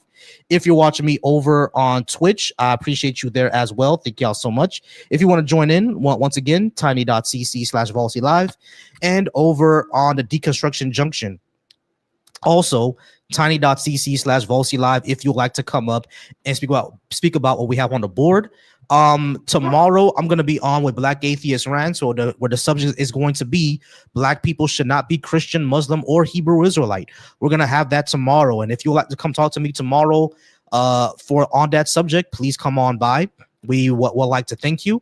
We're going to go ahead and get back to the show in a few minutes. Y'all remember to gift the panel. Anybody who's up here, if you agree with them, go ahead and gift them. I don't mind. Joker is one of our new friendlies. Y'all remember to give Joker. Go ahead and drop him some follows. If you agree with what Mother of Ritual is saying, go ahead, give her some gifts and drop her some follows as well. You don't have to only drop follows to me. I appreciate y'all for being here. We're going to go ahead and move on with the conversation. David, you said you have a good reason. What do you think that reason is? Oh, can you hear me better now? I hear you better now. Okay, so I was thinking that humans, by default, we defer to some kind of authority in general. Mm-hmm. So, my thought was, any person or even society defers to something, and that something would need to be somewhat static, but also somewhat dynamic. And wouldn't religion be one of those things that is somewhat dynamic in some ways and somewhat static? I mean, yeah, because religion has changed over the years, right? Like, most white Christians don't think slavery is okay now. Back then they did. So yeah, it changes up, sure. So I guess what my question is, if we don't, how do we get another stable, the dynamic set of values without any kind of? without any type of God. I mean, you can still get some sort of foundational values without any type of God, right? You still use philosophy. Like, for example, over in East Asia, both China and Japan are not very religious societies. Like, they're like 60 to 70% atheists, but they still have a moral fabric of their society. They follow Confucianism. Yeah, I mean, over here in the West, we can still follow secular humanism. Over in Africa, they can follow, West African communalism, based on, their own spiritual traditions. We don't have to have a certain type of God or a God belief in order to have, a moral foundation. You can do that with the Buddhists. The Buddhists, even though some of their theologies do have a God concept, a lot of the theologies don't. In general, they don't have a God belief within their theology, and they still have a moral foundation. You see what I'm saying? So you can still do all that without having a God belief. Yeah, I'm just. It's definitely bit of a foreign concept to me, but. And then I do have one other question. If that's okay. So this is an argument I've heard, but that at least in the Bible, it was let me think. Why would we put this? The Bible exists. That's not really, whether it's the word of God, that's different. But why would the people who were writing it want to put stuff that would feature women as the first witnesses? I just wonder what you think about that. I mean, who knows? I don't think that really matters. Is what it says true? That's the part that really matters. Yeah. We know that women weren't believed back then a lot. So yeah. So like, that's yeah, kind sure. of like, I guess like what I've heard is, if you were just, why would you say it if you didn't think it was actually true? I mean, yeah, they can believe it's still. I'm not denying that they believe it's true. You can believe something is true. That doesn't mean that it is true. You can believe all day that it is, but what makes it true is, does it comport to reality? And if it doesn't, then what are we doing at that point? Yeah. So yeah, sorry, my brain wasn't working today. Sorry. No, all good. All right. Let me get someone else in on this conversation. Give me 1 second. Eli, are you there, Eli? Yeah, I'm here. What's up, brother? All right. Give me 1 second, David. I'm gonna go ahead and get someone in on this. Eli, are you at least 18? And did you want to give me a good reason to believe in a God? Yes, I'm 18, and I'd like to at least discuss just like on the topic of morality, like what you would ground your morality in. Gotcha. Pause for me. Joker, did you have anything for David? So I'm not gonna lie, I was a little bit distracted, but I don't mind engaging with him, right? Not a problem. Not a problem. David, do you hear my TikTok? Do you hear Joker? I can hear him. Yes. You can hear him. Okay, cool. Joker, go ahead and let him know what you want to ask him. Yeah, I wanted to basically we can talk about the topic, right? Like, why do you think? What's your reason? Like, what reason can you tell me to believe in the God, basically?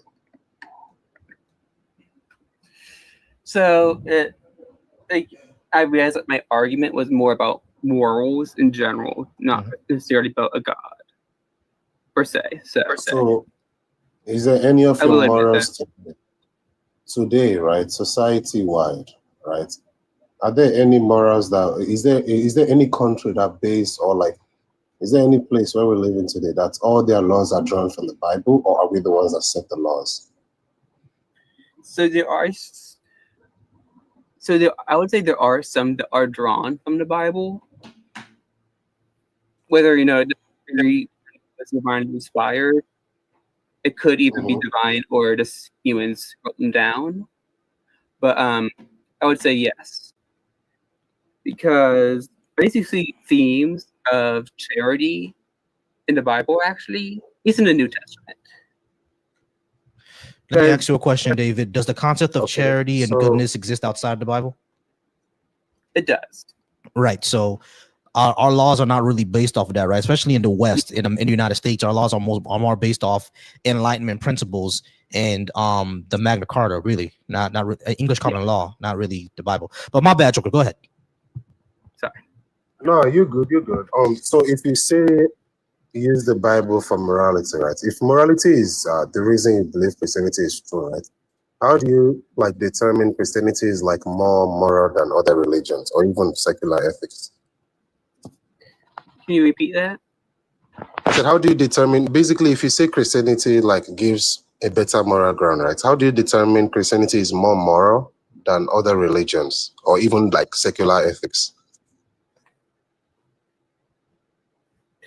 I would guess it would then. You would, I guess, I would at the few views as what are the actual effects? Does that make any sense? Like, that would be the first thing I would look at. You said what doesn't make any facts?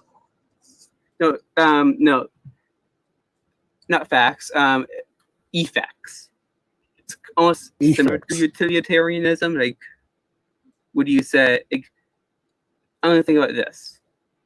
Let's just say if people say like, no, this feels infidelity. Like, would more good or more bad come from that? And then, because like, some people would say yes, some people would say no. But if you look at like the possible effects, is it good or bad? And then, so you would use multiple frameworks and paradigms. If you do that, right, then like it starts a huge problem because you're underwater, Joker. Joker, I'm sorry, you're underwater. Repeat that again. You're underwater. Yeah. Oh, okay. Okay. I'm saying if we do that, right, then there'll be a lot of problem, right? Because if we look at the Bible, I will ask you, these laws you're saying, or these laws are like moral guidelines you're talking from, are they from both the Old and the New Testament? Are both parts admissible? Are both parts equally worthwhile to look at? Are they admissible? Are they admissible to structure morality in a Christian?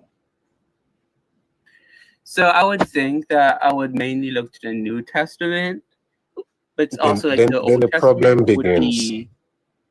Then that causes a huge problem because Jesus didn't anywhere, nowhere did he say that we should stop following the laws.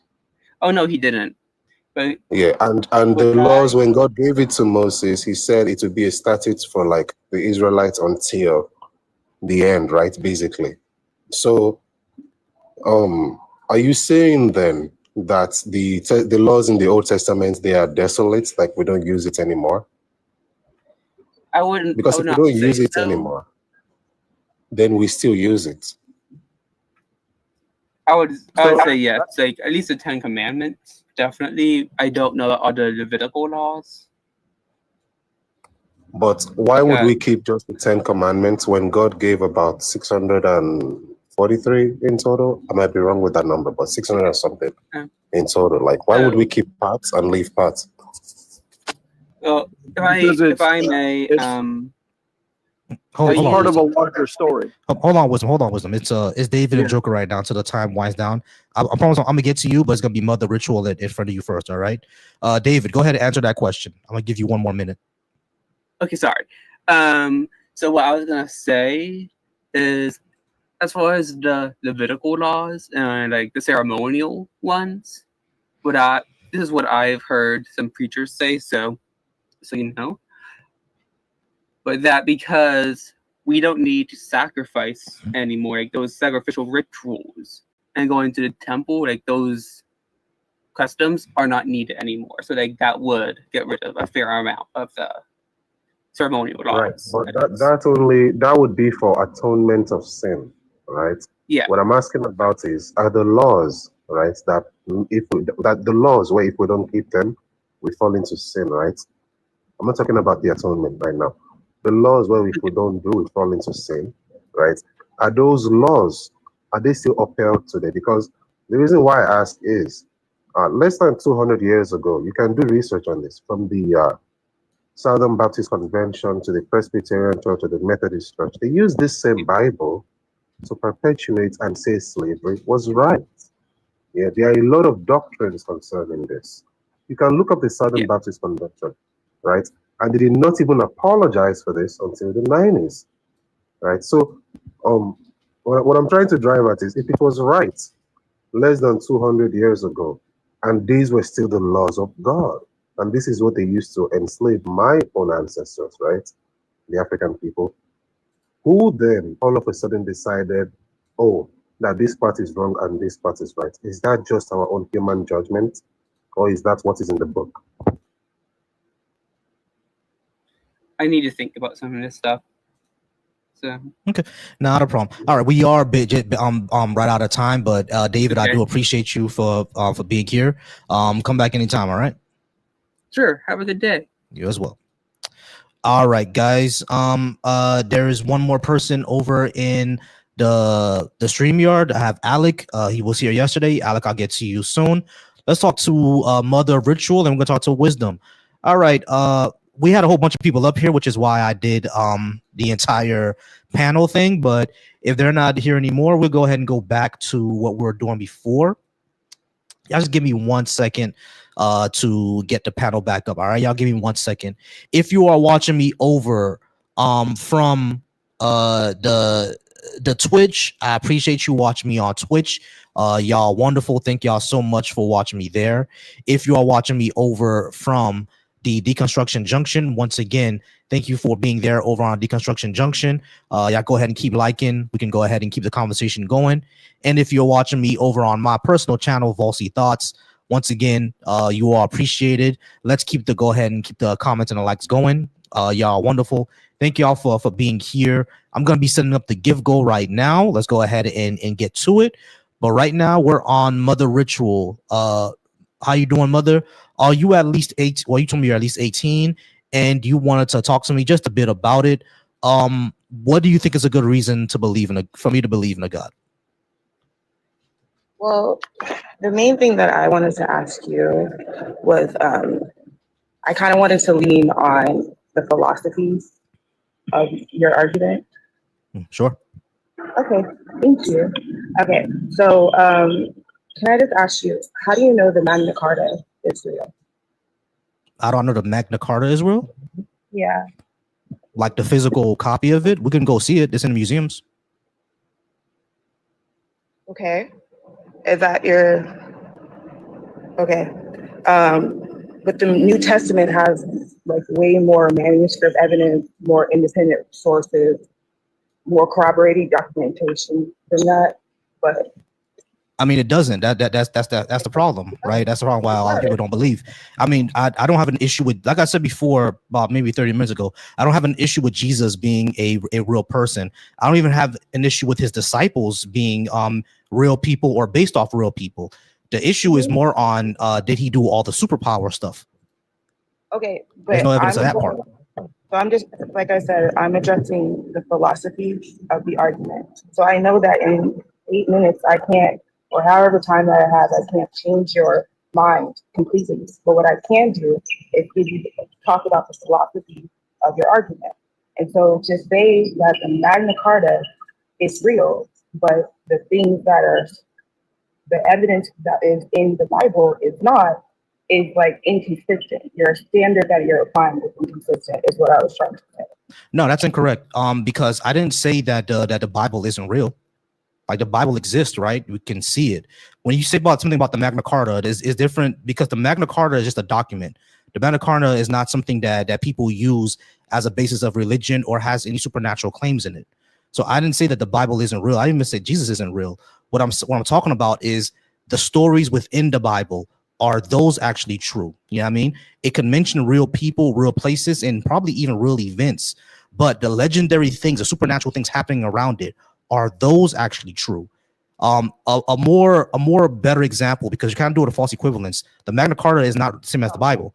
So what I'm trying to say is that a better equivalence would have been like the Odyssey. The Odyssey is a story that tells the story of real people, real places, a real event, but it puts supernatural elements into it. Like the Odyssey tells a story of like Greece and Troy going to war. Greece and Troy were real places.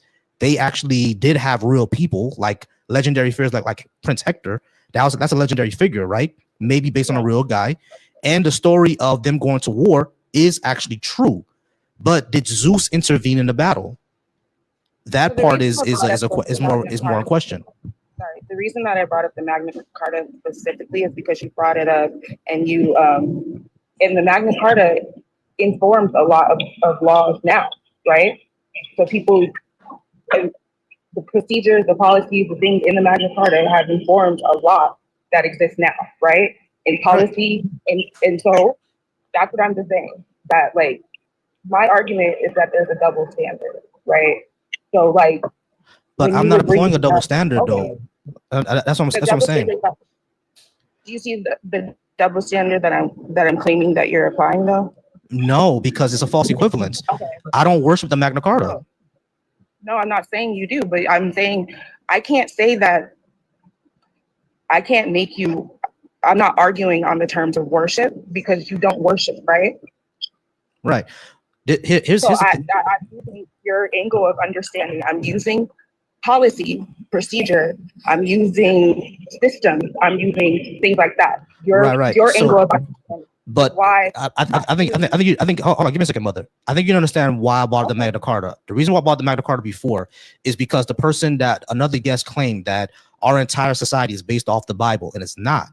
Our society is based off Enlightenment principles. Hold on. Our society is based off Enlightenment principles, the Magna Carta, English common law. That's where all of our Constitution, the way our separation of powers, that's where it comes from. It's not based off the Bible. That's the only reason why I bought it up, right? But saying that, you know, it's a double standard for me to saying the Magna Carta exists, but I don't believe these stories in the Bible of a guy dying and rising in 2.5 days and flying to the sky is kind of a false equivalence. Like one is telling, you know, how a government is supposed to work and what rights the citizens have, and the other is making a claim of supernatural, saying that I accept one because that's what our entire society is based off, but I don't accept the other. It's not really a false equivalence. I'm sorry to interrupt you. I was just looking at the timer beat down.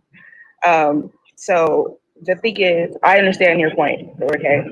But the reason I was leaning off of the Magna Carta is I guess I misheard what you were saying, because you know, and I've seen some of your content, and it seems like you lean on like policy and things like that. So that's why I thought that was a good level of understanding for both of us. Mm-hmm. But I agree. I understand what you're saying, where, you know, the Odyssey is fine. I don't know anything about the Odyssey, so I can't use that. I wouldn't use that because I only know that I read it, right? Mm-hmm. But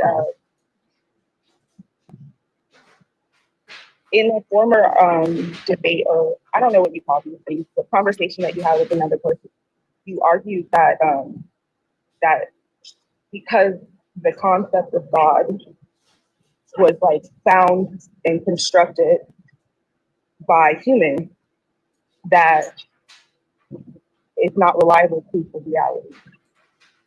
No, I said faith is not reliable. I said that yesterday. I'm not sure if you were here yesterday, but I did say that yesterday. I say faith is not reliable. It's not a reliable way to find the truth, because there are plenty of ancient civilizations that had faith, right? Like the ancient Egyptians had faith that the sun was Amun-Ra, a dude with an eagle for a head sitting up in his bed, and that's why the sun rose. We know that's not true, but they had faith in it. You know what I mean? So it's one of those things where I said that you need more than faith. Like faith doesn't really do anything. Even the Bible says so. Faith without works is dead. Yeah. It sure does. What evidence standard do you base it off of? Because if you say, like, okay, the way that common law is looked at, right?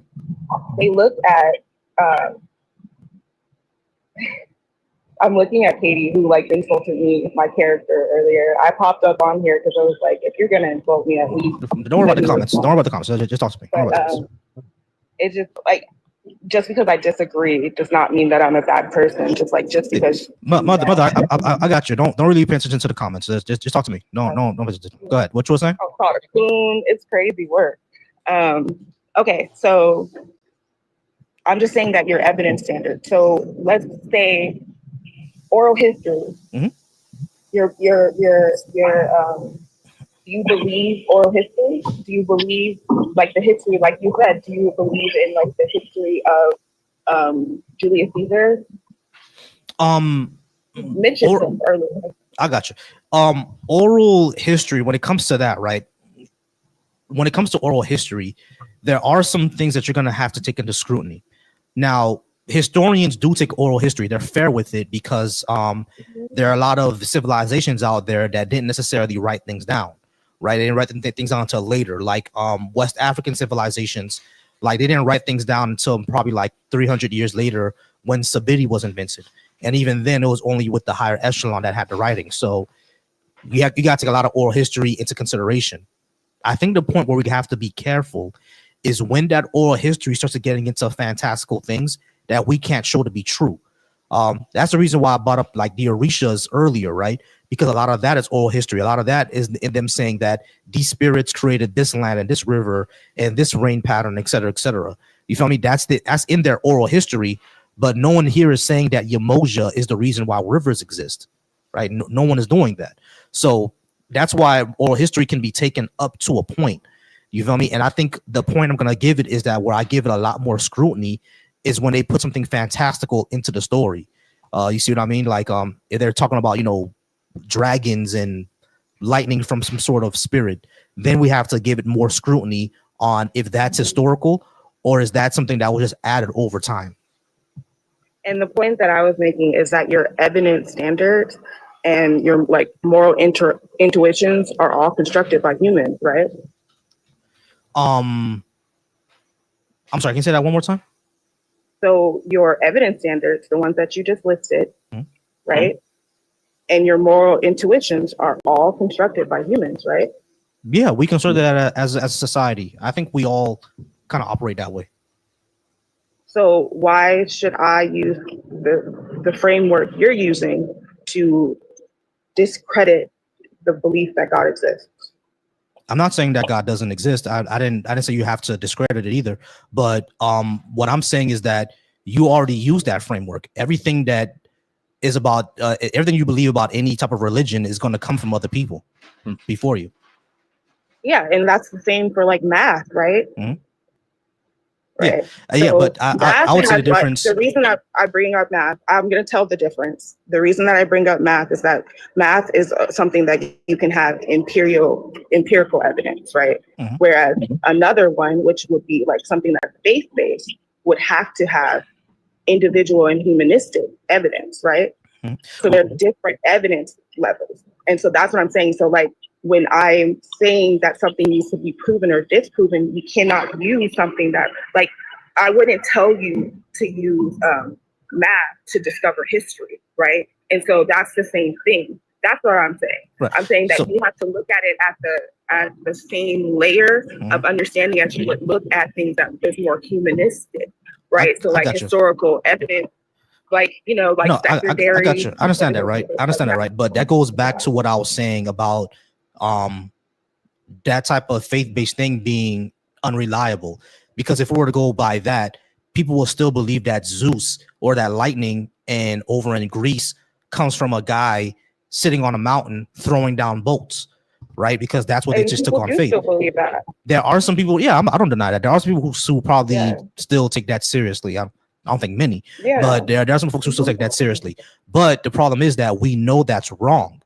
Yeah, I mean, lightning doesn't come from a guy sitting on a mountain throwing down bolts. That's not where lightning comes from. So we know that it's incorrect. So we just can't use when we say that there are different levels of evidences. Faith is not evidence. It's essentially hearsay, because it's something that I'm not. One thing I always say is that I don't deny that people experience something.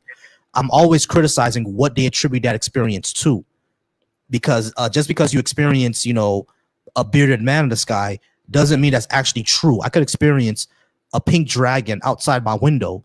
That doesn't mean the pink dragon is real. You see what I mean? So that's the basis that I could go off of. How do we actually show these things to be true? And that's a good question, because that is something that we need to start like unpacking, how to show that is true. We have to use a standard that's not just in math, right? We have to, or else, because we have to ask your question one more time. What I'm asking is that why not? If we take something, why not use? Why not lean out of math?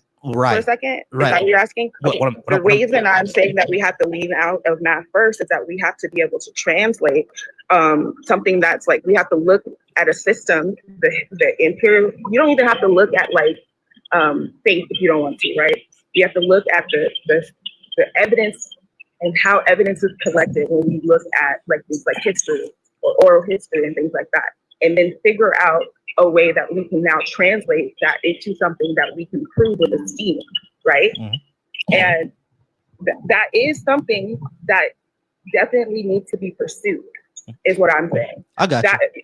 So yeah, I agree with that, right? So what I say is that every single time when we do that, when it comes to the supernatural claims, we come up with nothing. Like that's what I mean. Can give you proof for that. Hold on, give me a second. I can give you proof for. So whenever it comes to the supernatural claims, right? That's when it comes up with nothing. We can't show these supernatural claims to be true. We can take the oral history and then we can tie it into archaeology, research things, et cetera, until they get to the supernatural stuff. No evidence of it at all. You know what I'm saying? So that's the issue that we typically have. But we are basically out of time, though. Mother, you can come back anytime, and we can speak about this. All right? Yeah, I mean, it's unfortunate that we ran out of time, but I appreciate you talking with me about this. Not a problem. Appreciate you. All right. We do have Wisdom, and then there's Alec over on my StreamYard. Give me 1 second, Alec. I have Wisdom here. Wisdom has been one to speak for a while. I appreciate you, Wisdom, for being patient with me. What you got for me, Wisdom? You did say that you're over 18 and you think you give me a good reason. What do you think that good reason is? So I was agnostic myself for most of my adult life. So I was like, maybe there's a God, maybe there isn't, but I don't really care. Right. Now, don't get me wrong. I've always had an interest in religion and anthropology, right? Like the study of human customs and human beings. And so I've looked into a lot of different systems of faith and ideologies. I'm sorry. Give me 1 second. All right, we good. Go ahead. Yeah, I've studied a lot of different systems of faith and ideology. So like I was in the military many moons ago, and then I practiced Buddhism. And I read the Dhammapada, during that period of time, and studied the I Ching and the Tao Te Ching and the Taoist Book of the Dead. And, I paid a guru to teach me transcendental meditation so I could experience cosmic consciousness. So I've always had an interest in these types of things. But in terms of believing in like a God in the sky, that was never really something that I could get on board with, because it just seemed like a convenient and ridiculous explanation for everything, right? Mm-hmm. So I just was like, yeah, no way, right?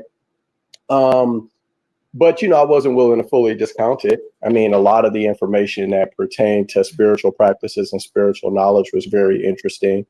I studied Hinduism. They've got the Bhagavad Gita and the Vedas and the Sutras and the Upanishads, and they have the Theravedic system of medicine, which was all really interesting, and their gods of Brahman and Atman and Krishna, and the story of the conversation between him and Arjuna being laid out in the. I'm sorry to cut you off, Wisdom, but where are we getting to? What do you think the good reason is? So the point is I often hear people talk about Christianity and don't really understand Christian theology at all. They believe that the Bible is something that they can read for themselves and interpret based on their own thinking, because they don't know what hermeneutics are. They have no clue what exegesis is. They don't understand what a Kaisiatic writing structure is. They have no clue what they're reading. So they'll read the book of Jonah, where a man gets swallowed by a fish, and they think that's what the story is about. They don't understand that it's a story about what happens when you reject the purpose that is put on your life. So oftentimes what I find, now that I am a Christian, right, is that when I talk to most people, they have very little to no understanding whatsoever of Christian theology. So they don't know what they're rejecting. I got you.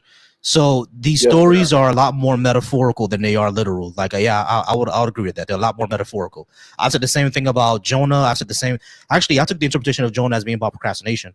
But yeah, I took the same thing about Jonah, David and Goliath, the Tower of Babel, even Noah's Ark. These are all just metaphorical stories. The question then becomes, how do you separate the metaphorical from the literal stories. Because if Jonah is a metaphorical story, how do we know that Jesus rising and dying and rising is also not a metaphorical story? Yeah, sure. So the death, so historians as a group, secular historians, affirm and agree on the existence of Jesus. You do know that, right? Yeah, I said this multiple times already. Okay. I don't have So, an issue with Jesus as a person. It's the superpowers. All right, his crucifixion. So hold on, check this out. So his crucifixion is a historically verified event as well. Right, but that's not the issue here. I keep telling you, I'm taking you down. It's about you don't have to do that. It's about the powers. Well, all right. Well, you said that these stories were metaphorical, and how do you know the difference? And I'm telling you that you can confirm the historicity of them through third parties, right? The Babylonians, but not the powers that wrote at the time. Okay, so yeah, that's okay. So check this out. I believe that there are proof of the powers, and I'll explain to you really quickly why. Okay, so there's tons of prophecy inside of the Old Testament, and these books were part of a Jewish tradition where the age of them can be mapped and dated. Like we know that certain books were written 800 years ago, 870 years ago, 1,000 years ago, and they've been carried forward through the Jewish tradition of books, and they were and they confirm things that are incredibly specific about prophecy. So I'll give you an example. Joel 2 is like a 800-year-old, or was 800 years before the birth of Christ. And it speaks about there being a blood moon and a lunar eclipse on the day that, he's crucified on the day of our Lord. And NASA recently confirmed that there was a lunar eclipse, 59% blood moon on April the 4th, 33 AD at 3 p.m. So I get where you're coming from, but I wonder oftentimes if people have looked at any of the evidence for why people who consider themselves to be rational, right, for the most part, do place their faith in this, because there is external proof. And that's not the only prophecy. There's Daniel 9 and Psalm 22 and Psalm 102, and there's Ezekiel and Isaiah. And they're so specific about the person of Jesus and the things that are going to happen to him that, it's not something you can just shrug off if you do give it a serious look. So I would say this: you seem like a reasonably intelligent guy. All the interactions I've seen you have up to this point have seemed to be genuine, right? You definitely seem intelligent. All right. So Wisdom, I just did a Christian theology. All right, Wisdom. So I just some of the practices. Wisdom. I just went ahead and I did a quick Google, and it said no, NASA does not support a solar eclipse occurring when Jesus died. Where'd you get that from? All right, so look up blood moon on April 3rd, 33 AD, confirmed by NASA. It'll say it was a 59% blood moon, not a full one. Okay, just search a little bit deeper. So lunar eclipse, April 3rd, 33 AD? Yep. Okay. 59% blood moon. Researchers, including citing NASA data, have proposed that a partial lunar eclipse occurred on the evening of April 3rd, 33 AD, which may have caused the moon to appear red as a blood moon. Yep, there you go. So like that's crazy that, Joel, who wrote it, 800 years before Jesus was born, would say that would happen. And that's the supposed day of Jesus's crucifixion is April the 3rd, 33 AD at 3 p.m. And it was only visible from Jerusalem. Right. So but you said that's crazy to me. But go ahead. Wisdom, there's an issue here. Yes, you're saying that NASA confirmed this. They didn't. It was some researching. It was some researchers looking at NASA data. But an astronomer who actually works at NASA says that it would have been like it wouldn't have been a clear eclipse or even a partial eclipse. Like it would have been something else. It was 59% was what it says. If you look up 59%, you'll get even more data on it. The point is that because predicting celestial events, which Joel says this. The point I'm making to you is this. This isn't the only prophecy either. There's David talking about the hands and feet being pierced before the Messiah, or for the Messiah to be cut off. And this is, 500 years before crucifixion existed and 1,000 years before Jesus. I heard of that. The one in Psalms, right? Yeah. Yeah. I think it's Psalm 102. Yeah. This problem with that. It's pretty specific. No, there's problem with that one too. I was just reading it the other day, but we'll see if you can. You're talking about Psalm 89. No, that's something else. It's like it's either Psalm 22 or Psalm 102. Psalm 22 or Psalm 1 and 2. Yeah, I know exactly what you're talking about, but yeah, there's issues with it that doesn't one. seem like you do. It seems like you're familiar with it, but you don't. I'm know familiar exactly with it, but I forgot what I read about it. Like, but there's so issues that with that wouldn't one as be, well. Yeah, so I'm not gonna go down that line, right? But what I'm saying is that when it comes to all these prophecies, right, the issues that I have with them is that you can interpret a lot of these things like almost any way that you will like. It's not very specific.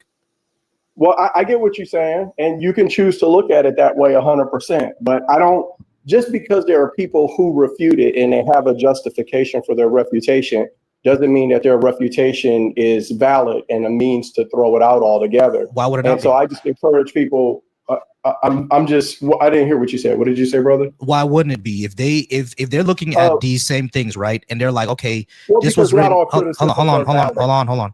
If they're looking at these things and they're saying, okay, this was written within a certain genre and it's about actually a certain people. It's not about this person. It's about these things going on at the moment. So it cannot be a prophecy. What would you say to that? If they're like biblical scholars saying that this is not a prophecy because this, that, and the third, and doesn't line up with this, and this language is that, et cetera, et cetera, et cetera. So that's not that's not a prophecy. What would be the pushback against that?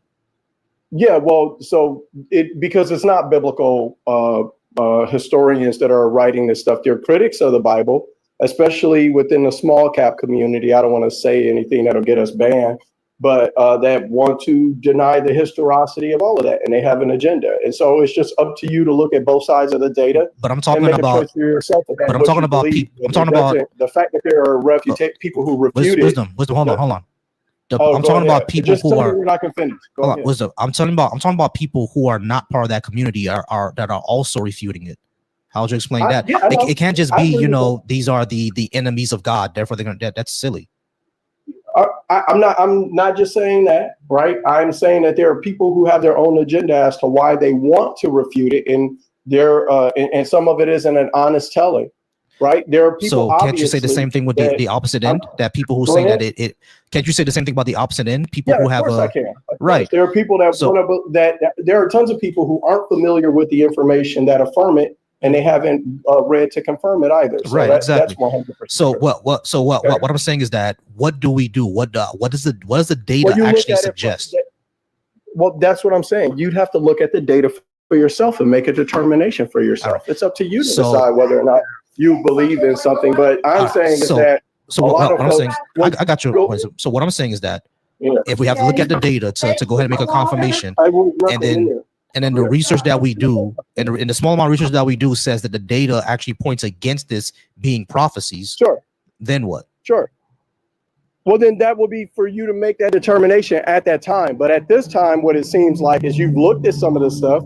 You've looked at it enough to express some level of familiarity, but I don't think that I'm having a conversation with somebody that understands it well enough to qualify or disqualify it, with all due respect. No, that's true. All right, so that's the point that I'm making, is that each person has to look at this stuff for themselves. But for me, I'm not a faith-based person where you can just tell me to believe something because God says so. It has to make sense. And so for me, I had to look at this stuff for myself. And I didn't look at it to try to confirm what I believed. I looked at it to try to see what the hell it was all about. And, for me, it was sufficient for me to accept the premise. For you, it may not be. But the point I'm making to you is a lot of folks, they've got a lot to say about this stuff, and they haven't studied it well enough to qualify or disqualify it. I'll hear people who sit up and make references to biblical theory and, God did this and God did that, but they don't understand Christian moral doctrine. That's fine. It's like all this comes down to the point of, can we show any of this to be true? And from what I've read, what it comes down to. Hold on. Well, from what I've read from all of these things about prophecies and all that, they're all either very, very vague or they're not prophecies at all. Yeah, I get what you're saying. You're going back to the prophecy talk. I got it. I made that as a point to substantiate supernatural information being passed throughout time. I thought you and I already came to the conclusion that you haven't studied it well enough to qualify or disqualify it, and it's something you should read deeper into, unless your mind's already made up, which is your choice as well. Right, I'm not saying my mind is made up. I've looked at it enough in depth I've looked at it enough in depth where I've made a decision about the information I was exposed to. All right, so and I think that it's too. What I'm saying sorry, is that I don't want to overtalk you. What I'm trying to say is that the information that I was exposed to about all the not all the prophecies, but like I don't know deep detail, right? I can't rattle off facts. I know that's why you can't qualify. What I'm saying is, hold on. What I'm saying is that the information that I was exposed to, right? These things are either extremely vague or they're not prophecies at all, or none of it happened. You wouldn't know one way or the Like for example, people usually bring up Isaiah 53, but when you read Isaiah is all about the kingdom of Israel. It's not about Jesus at all. So why would 53? Not about the kingdom of Israel. It is about the kingdom of Israel. It's Israel. It's Israel personified. It matches up with the Babylonian exile. Yep, I know when it occurred too. Yeah, but it's not about the people of Israel because there's a whole bunch of piety that's written into there. That is not the case. The exile was a result of bad behavior. It was foretold that they were going to be exiled because they were screwing up.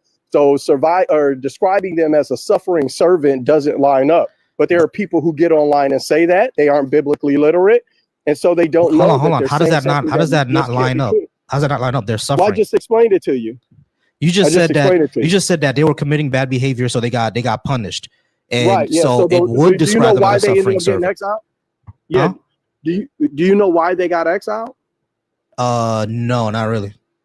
Okay, yeah. So they weren't exiled just because it was woe is me and something bad happened to them and they didn't deserve it. Their exile was a judgment against them by God because of their behavior, because of sacrificing children and worshiping Baal and sexual immorality and a whole bunch of other weirdo stuff that they were doing that they were called to stop and they wouldn't. So they were exiled. Is there any archaeological evidence of this? It's part of the story that you're reading it from. I know it's part of the story. I'm asking about archaeological evidence. The context is, I got it. I got it. But check this out. Yes, there's archaeological evidence about the exile, but the point I'm making to you is that if you're talking about why Isaiah is or is not a prophecy that pertains to Israel, that is a question you would answer inside of the context of the story. Right. And the context of the, just allow me to finish. Wisdom. I get the concept of the story, right? If we're gonna why are you asking me about hold on, listen. Sure. The reason I'm asking about archaeological evidence because just because the story says something doesn't make it true. I know that. So when you hold on, what I'm saying to you. Hold on. So that's why I'm asking about archaeological evidence. When you said that when you say that they were sacrificing babies, worshiping Baal, etc., and so God came down from the sky and exiled them, do we have any archaeological? Listen. Check this out, brother Volchi. Up to this point, I've experienced you as somebody who's respectful. Okay, so the God coming down from the sky, you adding that into the story, it's not part of the story. And okay, so it's not part of the story. That's fine. What I'm asking is, so don't try to make my ideas look ridiculous when it doesn't look like you understand them well enough to argue. What I'm asking is, do we have any archaeological evidence of any of this, or even the God concept of God exiling them? I answered that question. Yeah, I answered that question. So when God, hold on, Wisdom. When God exiled them, right? When God made the punishment, how did He do it? Did He go to a prophet, or did He say it Himself? How was it done? What, the exile of the Israelites? Yeah, did He tell them that they're going to be exiled, or they just get conquered by Babylon? He tells them. He warned them through prophets. In the story, He warns them through prophets. All right, great. Listen. Yeah, they don't listen, and then they're exiled. Gotcha. But that's not the point of what we're talking about at all. No, we're on a totally different. We were talking about whether or not it was a prophecy that applied to Jesus or Israel, or the people. Yeah, I got you. That's what we're talking about. But what I'm saying is that when you read Isaiah, they always describe the nation or Jacob as Israel until you get to 53. Then people change it up there. So throughout all of Isaiah, it was talking about Israel. And in 53, why wouldn't it be talking about Israel? That's what I'm trying to say. Yep, understood. The reason why is because Israel doesn't fit descriptively to the being that they're describing as Jacob or Israel, because Israel is not the victim in all of this. Yes, they are. They're the ones getting exiled, bro. What do you mean? Yeah, so check this out. I'm going to tell you this, Volchi, my brother. I can tell you what something is, but I'm not going to argue with you about something that you think it is when you don't believe in any of this stuff anyways. So I'm just telling you, I can tell you what it is, but to argue with you about something that it's obvious you don't know is foolish to me. I don't want to do that. You're asking me why I think. I can tell you why, but for you to argue back against my points when you don't know this stuff is crazy. I'm saying Christian theology is where you should start. If you want to get an understanding of what is actually being espoused and what these people actually believe, then you should look at Christian theology. But to disqualify Christianity with no knowledge of that is just as foolish. I'm not disqualifying Christianity. I'm up here saying that there is no evidence that because I know, Christianity, but you can't qualify that statement. Christianity starts and ends at Jesus resurrecting. We have no evidence of that being true. If Jesus didn't resurrect, then all of Christianity is false. That's what I'm saying. We cannot show that. Hold on. We cannot show that to have happened. Okay. And we cannot even show the prophecies are actually true. Because again, us going back and forth in 20 minutes shows that there's all this is way up to interpretation. We cannot show any of this stuff to be true. So that's where I disqualify every religion at, not just Christianity. I don't believe voodoo. I'm Haitian, right? I don't believe voodoo either. I don't think voodoo is true. Yeah, I got it, but that's irrelevant. The point that I'm making to you is this. Because people refute things doesn't mean it is a meaningful or valid refutation. And not every refutation is honest or logical or rational or based off the best available data. Okay, cool. So what makes you think that it's not? That's what I'm asking. Finish a sentence. You got to let me finish a sentence if we're going to engage. No, it's fine, bro. It's fine. I'll let you finish a sentence. What I'm asking is, you can say that these reputations, I said these reputations can be dishonest. What makes you think that? That's what I'm asking. I don't understand why you don't know that every refutation isn't honest. I didn't say that, man. I didn't say that. What I'm asking is, when it comes to these reputations that you think, these reputations. I look at both sides. I'll answer your question because I look at both sides of the argument and I make a determination for myself based off my best thinking and the best available data. All right, that means that's confirmation bias, bro. That it would have been confirmation bias if I started out as a Christian. It really would have been. But I started the conversation by telling you that I wasn't. The point that I used to be, and I ended up on the other side. I get it, but I'm going to tell you based off of what you're saying to me, it doesn't matter if you used to be and now you're not, because let me ask you a question. Okay. I'll ask you this. What does exegesis mean? What does that term mean? How does it apply to the Bible? I'm unsure. Okay. All right. What does hermeneutics mean? How does that apply to the Bible?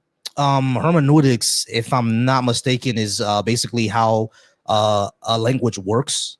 Essentially, I have a very bare understanding of it.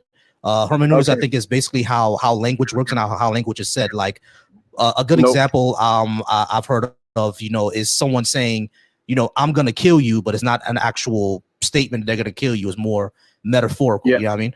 So it's basically on that. If I'm understanding hermeneutics right, that's what it. That what it means. It's basically how language works.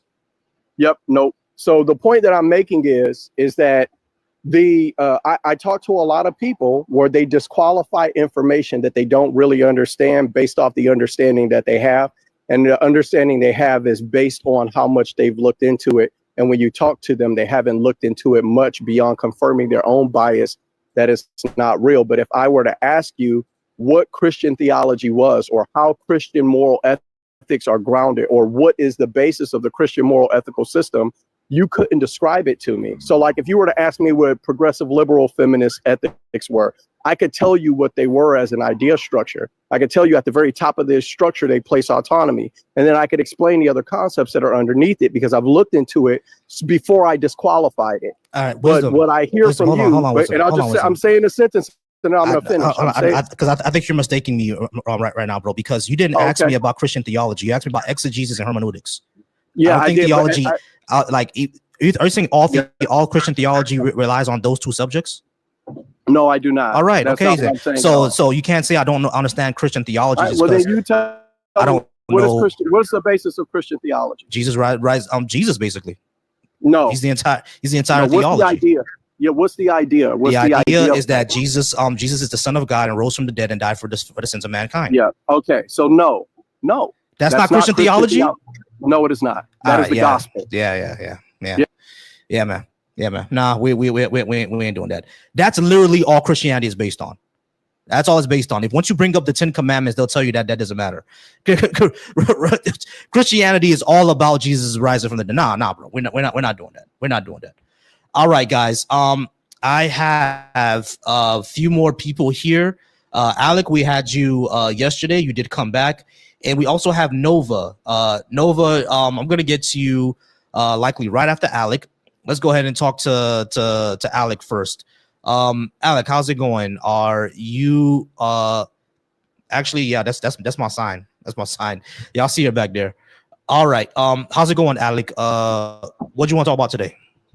It's going good, Brother Volsi. I'm sorry you run into some theists that are kind of argumentative and not willing to come to an understanding. I apologize on their behalf for that. Yeah, that's all good. If you would like, we have some prophecies in my faith that are pretty specific. If you would like to look at them, because they're fulfilled unless you kind of run around. I think you have to actually be vague to make these not fulfilled. If you're interested in looking at them, I haven't researched Mormonism at all to even take a stab at it. Yeah, I mean, so I would have to look into it. So I'm not Sure. I'm 100% not sure about it. Yeah, I mean, I do bring up Mormonism sometimes to tell people that people saying something is true doesn't actually make it true, because like Joseph Smith had people who signed saying that they saw some sort of miracles or he read the tablets, right? But I've always said that them doing that doesn't necessarily make it true. They might have believed it, but them believing it doesn't make it true. We need something more than that. Right. No, I totally agree with you. Yeah. But would you be okay me reading that one of these prophecies for you? All right, what about it? I could read you one, because I remember you were talking and you said like a lot of the prophecies are vague, and I actually agree with you that a lot of these things you can interpret them as being fulfilled, but they're not really kind of like down pat. But we do have one that's in 1800s English about the Civil War and World Wars. If that's okay, do you want me to read that? Like there was a prophecy in Mormonism about the Civil War. Yeah, very specifically where it would happen and what over. I mean, the Civil War was something that was already going to start, right? Because of like once Bleeding Kansas happened, I think everybody understood that a civil war will start. So sure. It's what is the prophecy, as a matter of fact? What does it say? So the cool part is it specifies between what states it would occur at. So this is, I mean, yeah, that was something that was already known, to tell you the truth. Like people around that time, they can tell a civil war was going to happen. They yeah, but no, I give you that. But he actually specified which states it would occur between, where it would start. Yeah, between like the North and the South. No, he specified it's North and South Carolina, which is where it started, and he did this before it happened. Oh, like North and South Carolina. Well, what's the theology? I'm sorry, not the theology. What's the prophecy? So the debate. So the date here. This is chapter 87 of what we call the Doctrine and Covenants. This is not the Book of Mormon. It's not the Bible. It's like extra answers that we believe Joseph Smith received from the Lord. But this, like I said, is chapter 87, and this revelation was received in December 25th, 1832, before the Civil War in Kirtland, Ohio. And it just says here, "Verily thus saith the Lord concerning the wars that will shortly come to pass, beginning at the rebellion of South Carolina, which will eventually terminate in the death and misery of many souls." And we know that this Civil War is the bloodiest in American history. "And the time will come that war will be poured out upon all nations, beginning at this place." So that's prophecy of the World War. I don't think there was even any concept of world wars at that point. "For behold, the southern states shall be divided against northern states. Northern states will call on other nations, even on the nation of Britain." So that's kind of, and then it says war will be poured out upon all nations. Yeah, the rest is kind of just description, but the really defining point is that it starts at South Carolina, which occurred. Yeah, I mean, here's the thing though. Around that time, was South Carolina already threatening to leave the Union? I don't know. They were. Okay. That's the thing. They were. So him making that prophecy, right? It's basically him kind of predicting what was going to happen because they were already threatening to leave the union. But like, if he made a very, very educated guess, that's awesome.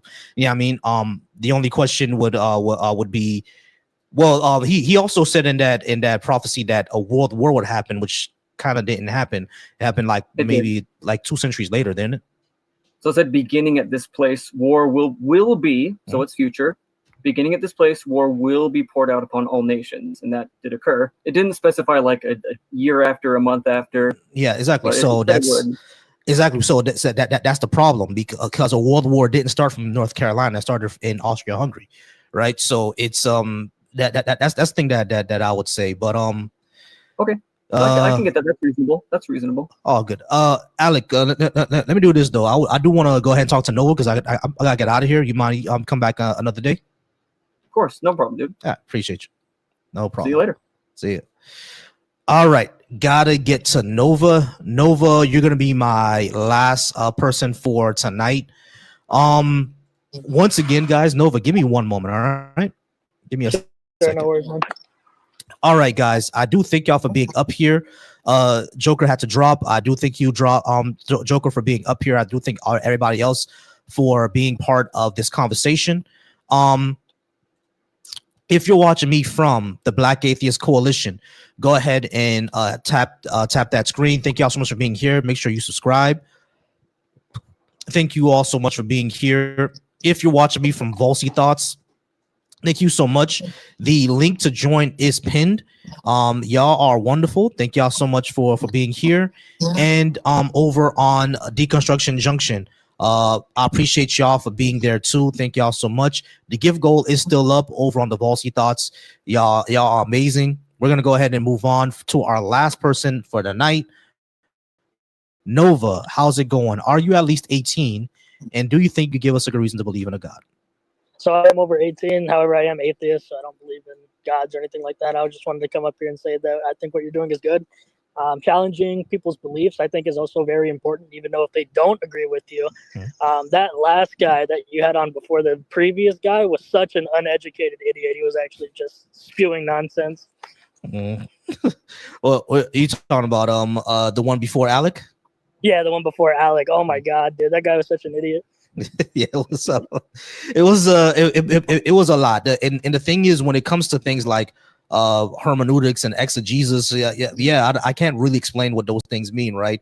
But it's all about, can we actually show these things to be true? We just can't go off of, these prophecies seem really crap. I got restricted.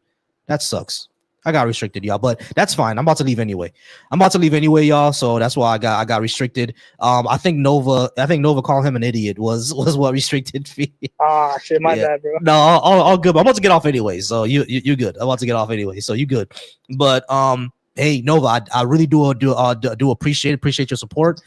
Still subscribe. What I'm gonna do one of these days is I'm also gonna have a panel over on the YouTube side as well. So more people can come in, and we'll have more of a conversation then. How's that sound? That sounds awesome, man. I'd be more than glad to talk to these people about their belief system, man. Yeah, definitely, man.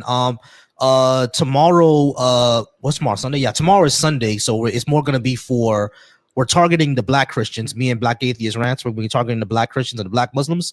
But you can go ahead and stop on by, like the live, and send any gifts that you like. All right, appreciate you. Sounds good, man. Thank you. Not a problem. You have a good one. You as well, man. Peace.